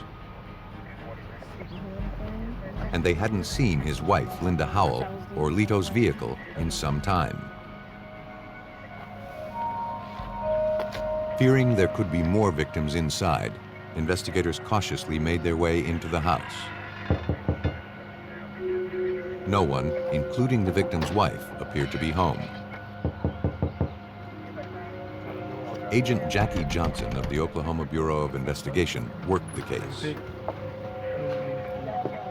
When we entered the house and we couldn't locate Linda, who we had been told also lived there, we were very concerned for her welfare because the car had been missing, so we were also afraid that she was a victim.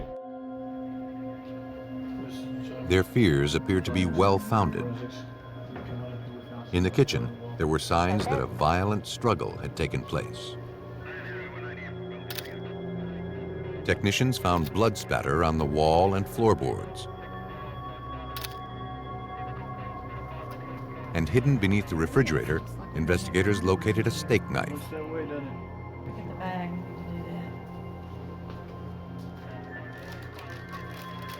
The evidence was collected and sent to the crime lab for processing. Oklahoma authorities were faced with a dead body and a missing woman. An APB was immediately put out on Lito's vehicle. Investigators knew that if they didn't come up with answers, and quickly, more victims could turn up.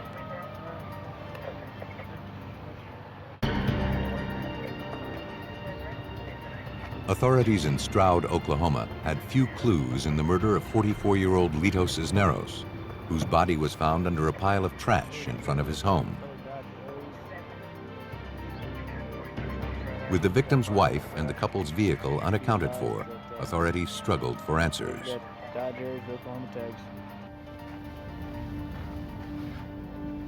At autopsy, the medical examiner determined that Lito Cisneros had died as a result of multiple stab wounds to the head and chest. A knife with a 5/8 of an inch wide blade had caused the fatal injuries. The level of decomposition indicated that Lito had been dead a few days, but with the additional insect activity, it was difficult to pinpoint a specific time of death. Further examination failed to yield any clues to the killer's identity. Police turned to forensic examiners at the Oklahoma State Bureau of Investigation's crime lab.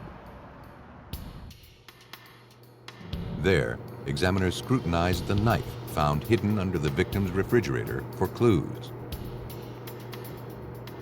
The blade measured 5/8 of an inch wide, the same dimension as the weapon that caused the fatal injuries.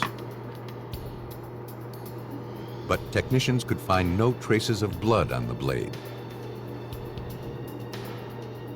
The handle had been wiped clean of fingerprints. Desperate to generate a lead, investigators began interviewing local residents. One recalled seeing Lito at a bar on Thursday, August 4th, 4 days before his body was found. And she said he wasn't alone. According to the witness, Lito and his wife Linda Howell got into a heated argument. And that was not unusual. Linda began screaming at her husband, humiliating him in front of the other patrons.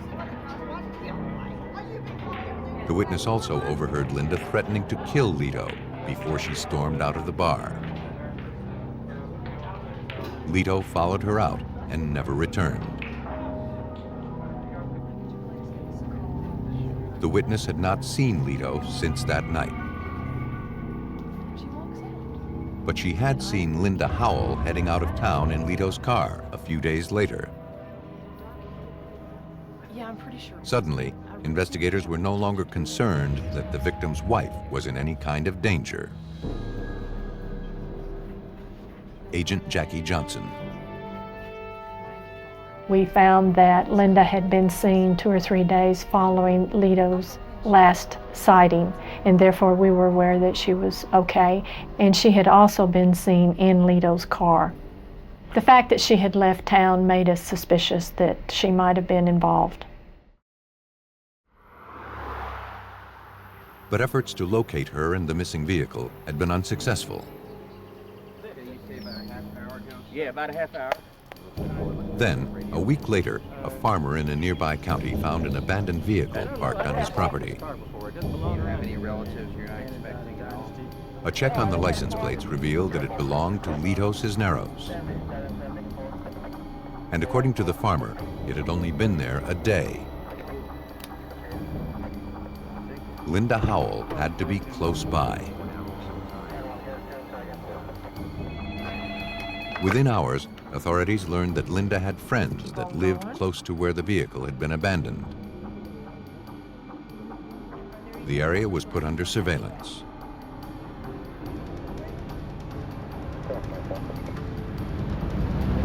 A short while later, the tactic paid off.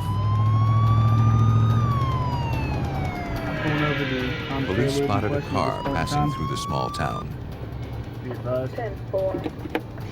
And sitting in the passenger seat was a woman fitting Linda Howell's description.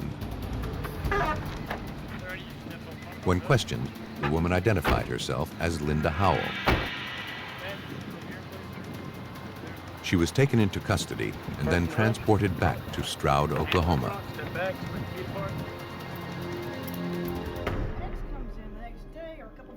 When questioned, Linda admitted that she and Lito had gotten into a fight at the bar on Thursday evening, August 4th.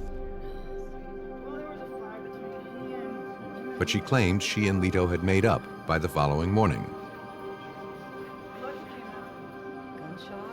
In fact, things were going well between them. But on Saturday, August 6th, her ex-husband, Lucky Lee Lancaster, showed up at their house unexpectedly. Lancaster wanted to get back together with his ex-wife. I didn't hear anything, and so I believed him. When the two men began to argue, Linda took off. No gunshot, and you did not. When she returned a short while later, Lucky was standing in the kitchen, holding a bloody knife. He had killed Lito during the fight.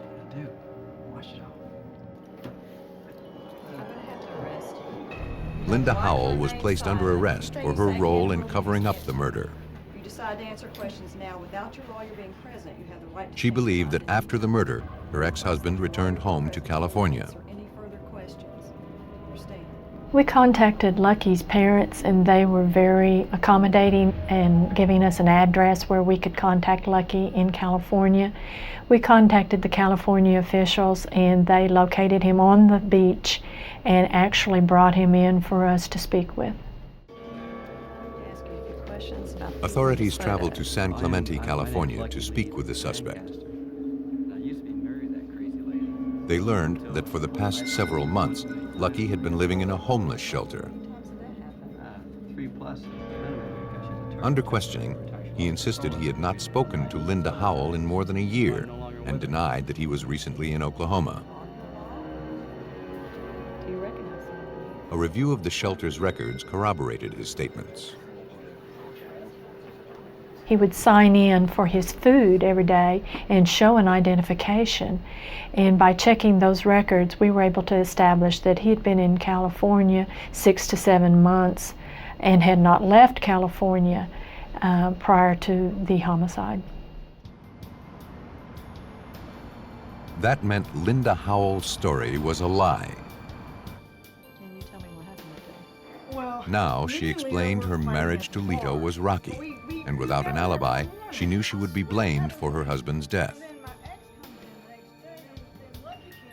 She said the last time she saw Lito was on Saturday morning, August 6th, when he left town to visit some friends. When he hadn't returned by the following day, she decided to visit friends of her own in a nearby county. It seemed someone was trying to frame her for the murder.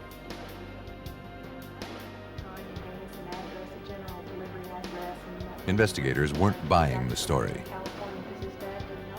To prove that Linda had killed her husband, investigators needed to establish that Lito was already dead on August 6th, the day Linda claimed she last saw her husband alive.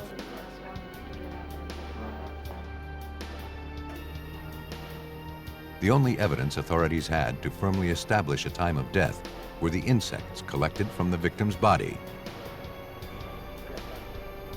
The bugs were sent to forensic entomologist Dr. Neil Haskell, a professor at St. Joseph's University in Rensselaer, Indiana.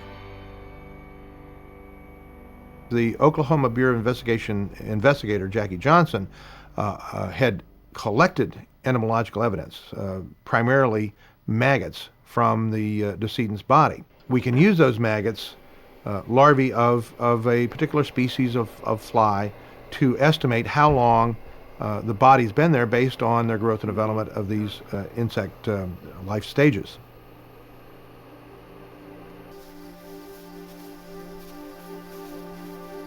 Dr. Haskell has spent the last 18 years researching the relationship between insects and decomposing human remains. To understand that relationship and to determine the life cycles of insects on a corpse, most of his studies have been done using pigs that have died of natural causes. Pigs are readily available anywhere in the world, and many of the pig organs and tissues are almost identical to the human organs and tissues. So we find that it is a very adequate model to, and probably the closest animal we can find, and we find relatively no difference in the rate of decomposition of humans and pigs, nor do we find any difference in the insects or the sequence of insects that are attracted to both humans and pigs. Based on those studies, Dr. Haskell concluded that the common blowfly larvae collected from the crime scene were in the third stage of development, meaning they were very close to becoming adult flies.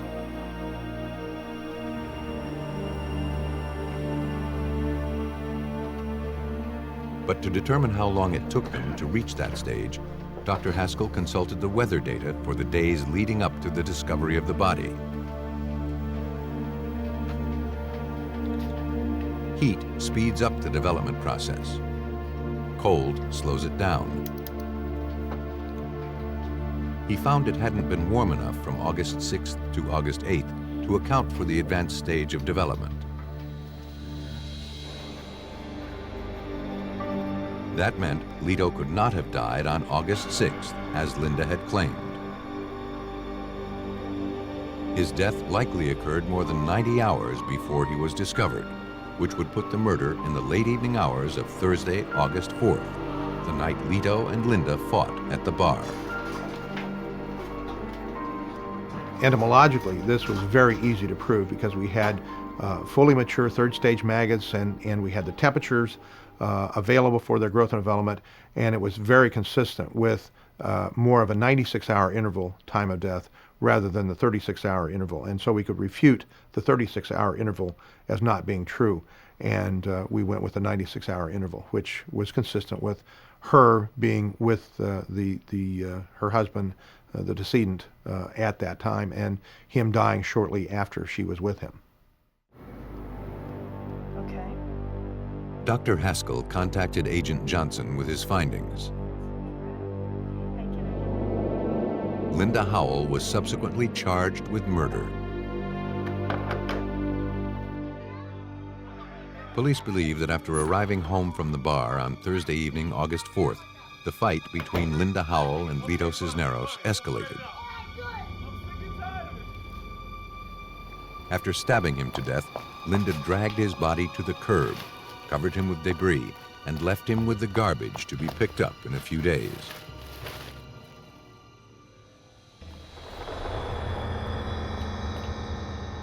Based on Dr. Haskell's analysis, Linda Howell pled guilty to second-degree murder and was sentenced to 25 years in prison.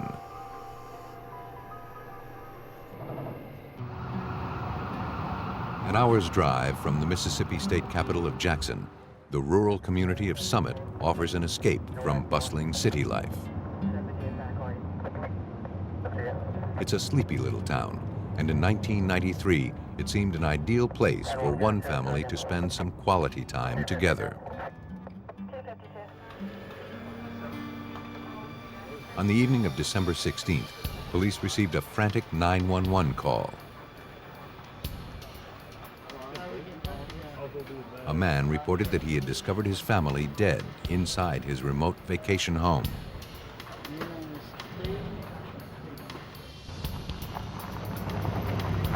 Officers from the Pike County Sheriff's Office and from the Mississippi Highway Patrol were dispatched to the scene. Yeah, 50-year-old Michael Rubenstein told the officers that when he hadn't heard from his 24-year-old stepson, Darrell Perry, in some time, he drove from his Louisiana home to check on him. When he entered the residence, Michael found Darrell and Darrell's 22-year-old wife, Annie, dead. Annie's 4-year-old daughter, Crystal, was also dead.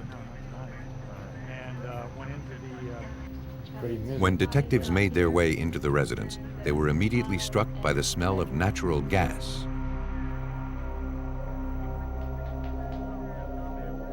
In the living room, police found the badly decomposed bodies of Darrell and Annie Perry.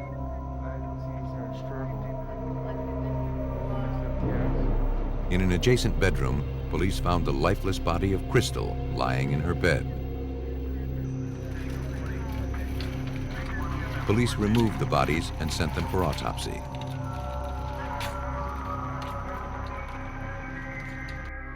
The following day, investigators from the Mississippi Highway Patrol began looking for clues to explain the deaths.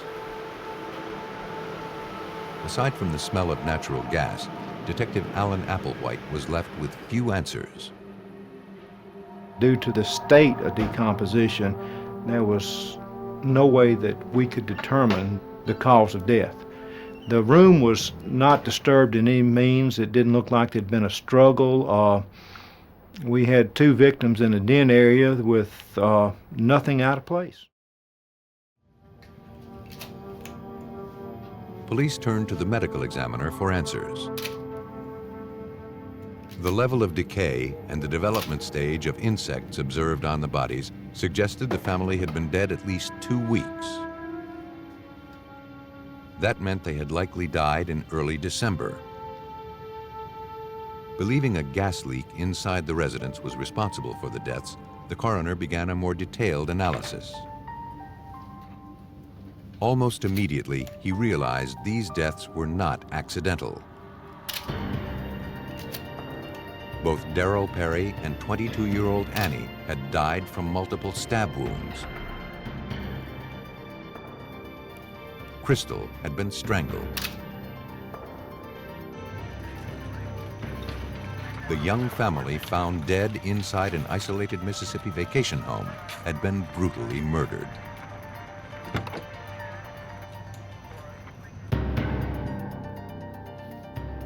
After autopsies revealed that a family of 3 had been the victims of homicide, police in Pike County, Mississippi returned to the remote vacation home where the bodies had been discovered.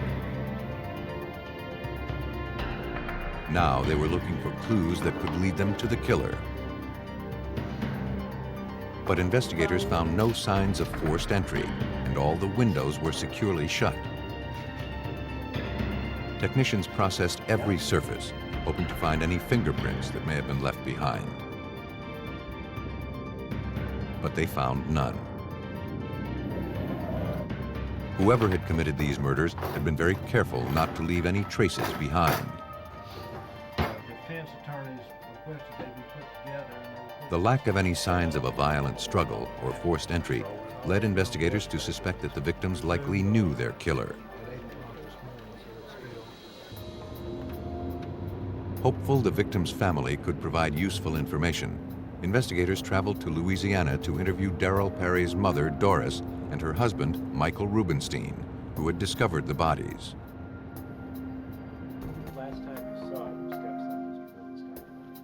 Michael explained that he had driven the family to his remote Mississippi retreat in early November. His stepson, Darrell, and Darrell's wife, Annie, had recently gotten back together after a long separation. Annie's young daughter from a previous marriage desperately needed a father figure in her life. For her sake, Darrell and Annie wanted to make the marriage work. They hoped some quiet time together as a family would make them closer. Michael offered to let them stay at his Mississippi residence. He said he last spoke to Darrell by phone on November 16th. But the last time I talked to them, according to Darrell, everything was going fine. But after a month went by without a word, Michael returned to the residence on December 16th. That's when he discovered the bodies. The Rubensteins told police that while Darrell and Annie were separated, Annie had dated a reputed drug dealer named Tony Harris. Harris was rumored to be a violent man. Police quickly located the suspect and brought him in for questioning. But Tony Harris denied any knowledge of the murders. And he had a solid alibi for the first week of December, when the murders had likely occurred. Exactly. He later agreed to take a polygraph test, which indicated he was telling the truth. No, because of trees that was The investigation ground to a halt. 12, that's about 12:50. How you doing, Mr. Perry? Have a seat, please. Then, a few days later, Darrell Perry's brother, David, came in to speak with police. I just wanted to come in. I thought it was an important David believed their stepfather, Michael Rubenstein, had committed the murders. He said that he, Darrell, and their stepfather had been involved in insurance scams for years. And from past experience, David believed that Michael Rubenstein would have no problem killing for money. David gave information that Rubenstein and he and Darrell and other family members had been involved in over the years, that Rubenstein primarily made a living off of insurance scams. He told us of a death where a hunting accident where a partner was killed back in 1979. Following up on the lead, investigators reviewed the case files for the 1979 death of Rubenstein's business partner. According to court documents, the business partner was killed during a hunting trip when Rubenstein's gun accidentally misfired. No criminal charges were ever brought. But 2 weeks before the accident, the partner had made Rubenstein a beneficiary of his life insurance policy. But when Rubenstein tried to collect on the policy, the insurance company refused to pay. He decided to take the insurance company to court. Your Honor, one never knows when tragedy is going to strike, and the premiums... But the law stated that if the policyholder dies within 2 years of signing the paperwork, the insurance company is not required to pay. Rubenstein was reportedly furious at the decision.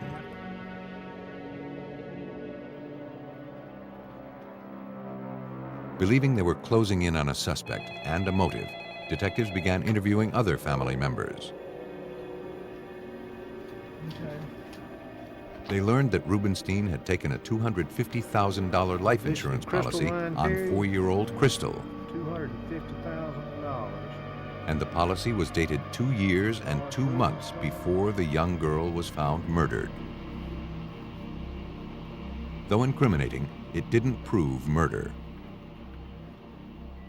We knew now of a motive, which was a $250,000 life insurance policy, and it was just not enough for the DA to accept the case. When Mississippi police reviewed witness statements, however, they found something that had previously gone overlooked. Very important. Several residents who lived near the vacation home where the victims were found murdered had seen Rubenstein in town on November 16th. The suspect previously claimed he hadn't gone to the residence until mid-December, when he discovered the bodies. To prove murder, investigators needed to establish that the family died during Rubenstein's trip to Mississippi in mid-November, not in early December, as the coroner had indicated. And the only evidence detectives had were photographs of the insects taken at the crime scene.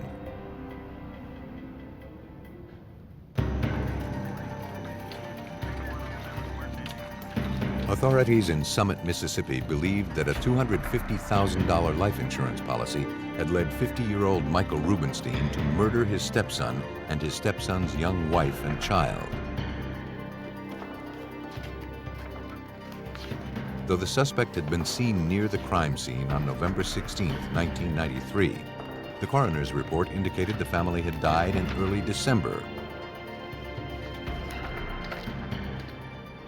To resolve the conflicting information and firmly establish a time of death, detectives contacted esteemed forensic anthropologist Dr. William Bass of the University of Tennessee in Knoxville. For more than 30 years, Dr. Bass has conducted research at a 3-acre facility known as the Body Farm. Using human bodies that have been donated for scientific research, Dr. Bass has become an expert in how individuals decompose after death. In law enforcement, you're frequently called upon to determine the length of time since death. And to do that, you need to know what the decay rate is and what the decay sequence is in humans. So This is one of the things that I got interested in, is determining the length of time since death.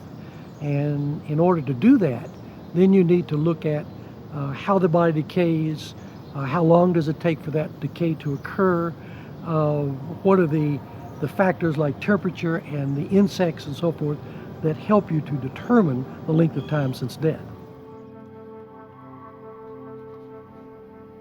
The larvae of the common blowfly observed in crime scene photographs were about 14 days old, suggesting the family died in early December. But that didn't tell the whole story. When Dr. Bass examined the remains and factored in the temperature data, he concluded from the level of decomposition that the victims had been dead a month before they were discovered on December 16th. After examining photographs of the home where the bodies were found, Dr. Bass believed he could explain the inconsistency. I agree, the maggots are only 14 days old. But you've got two things going on at the same time. You've got these bodies decaying inside of a house. You've got the flies outside of the house. It takes the flies a few days to begin to get the smell. Hey, there's a dead body in there. Then they have to figure out, how do I get from outside inside so I can lay my eggs on this decaying body? Bill, this is Dr. Bass at the University of Tennessee in Knoxville. After weighing all of the evidence, Dr. Bass concluded these victims had been dead 25 to 35 days before being discovered. That put the time of death at mid-November, exactly when Michael Rubenstein had been seen near the residence.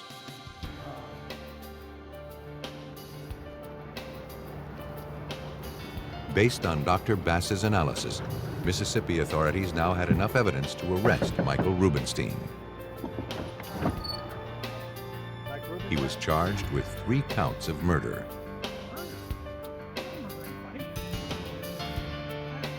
Police believe that when Michael's financial problems became too much, he began plotting to kill his family members and then profit from their deaths.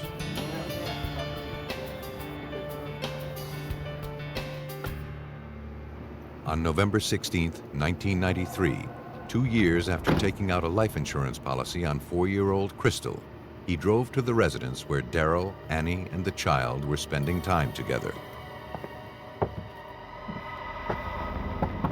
There, he brutally murdered the young family. Hey, Mike. 50-year-old Michael Rubenstein received 2 life sentences for the stabbing deaths of Darrell and Annie Perry. For the murder of 4-year-old Crystal, he received the death penalty.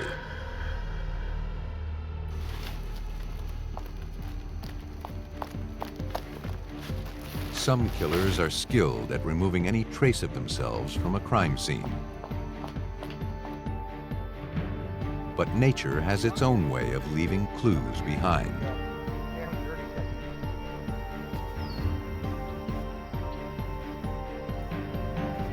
Forensic entomologists can kickstart a dying investigation and find proof of murder by uncovering evidence left behind by predators and parasites.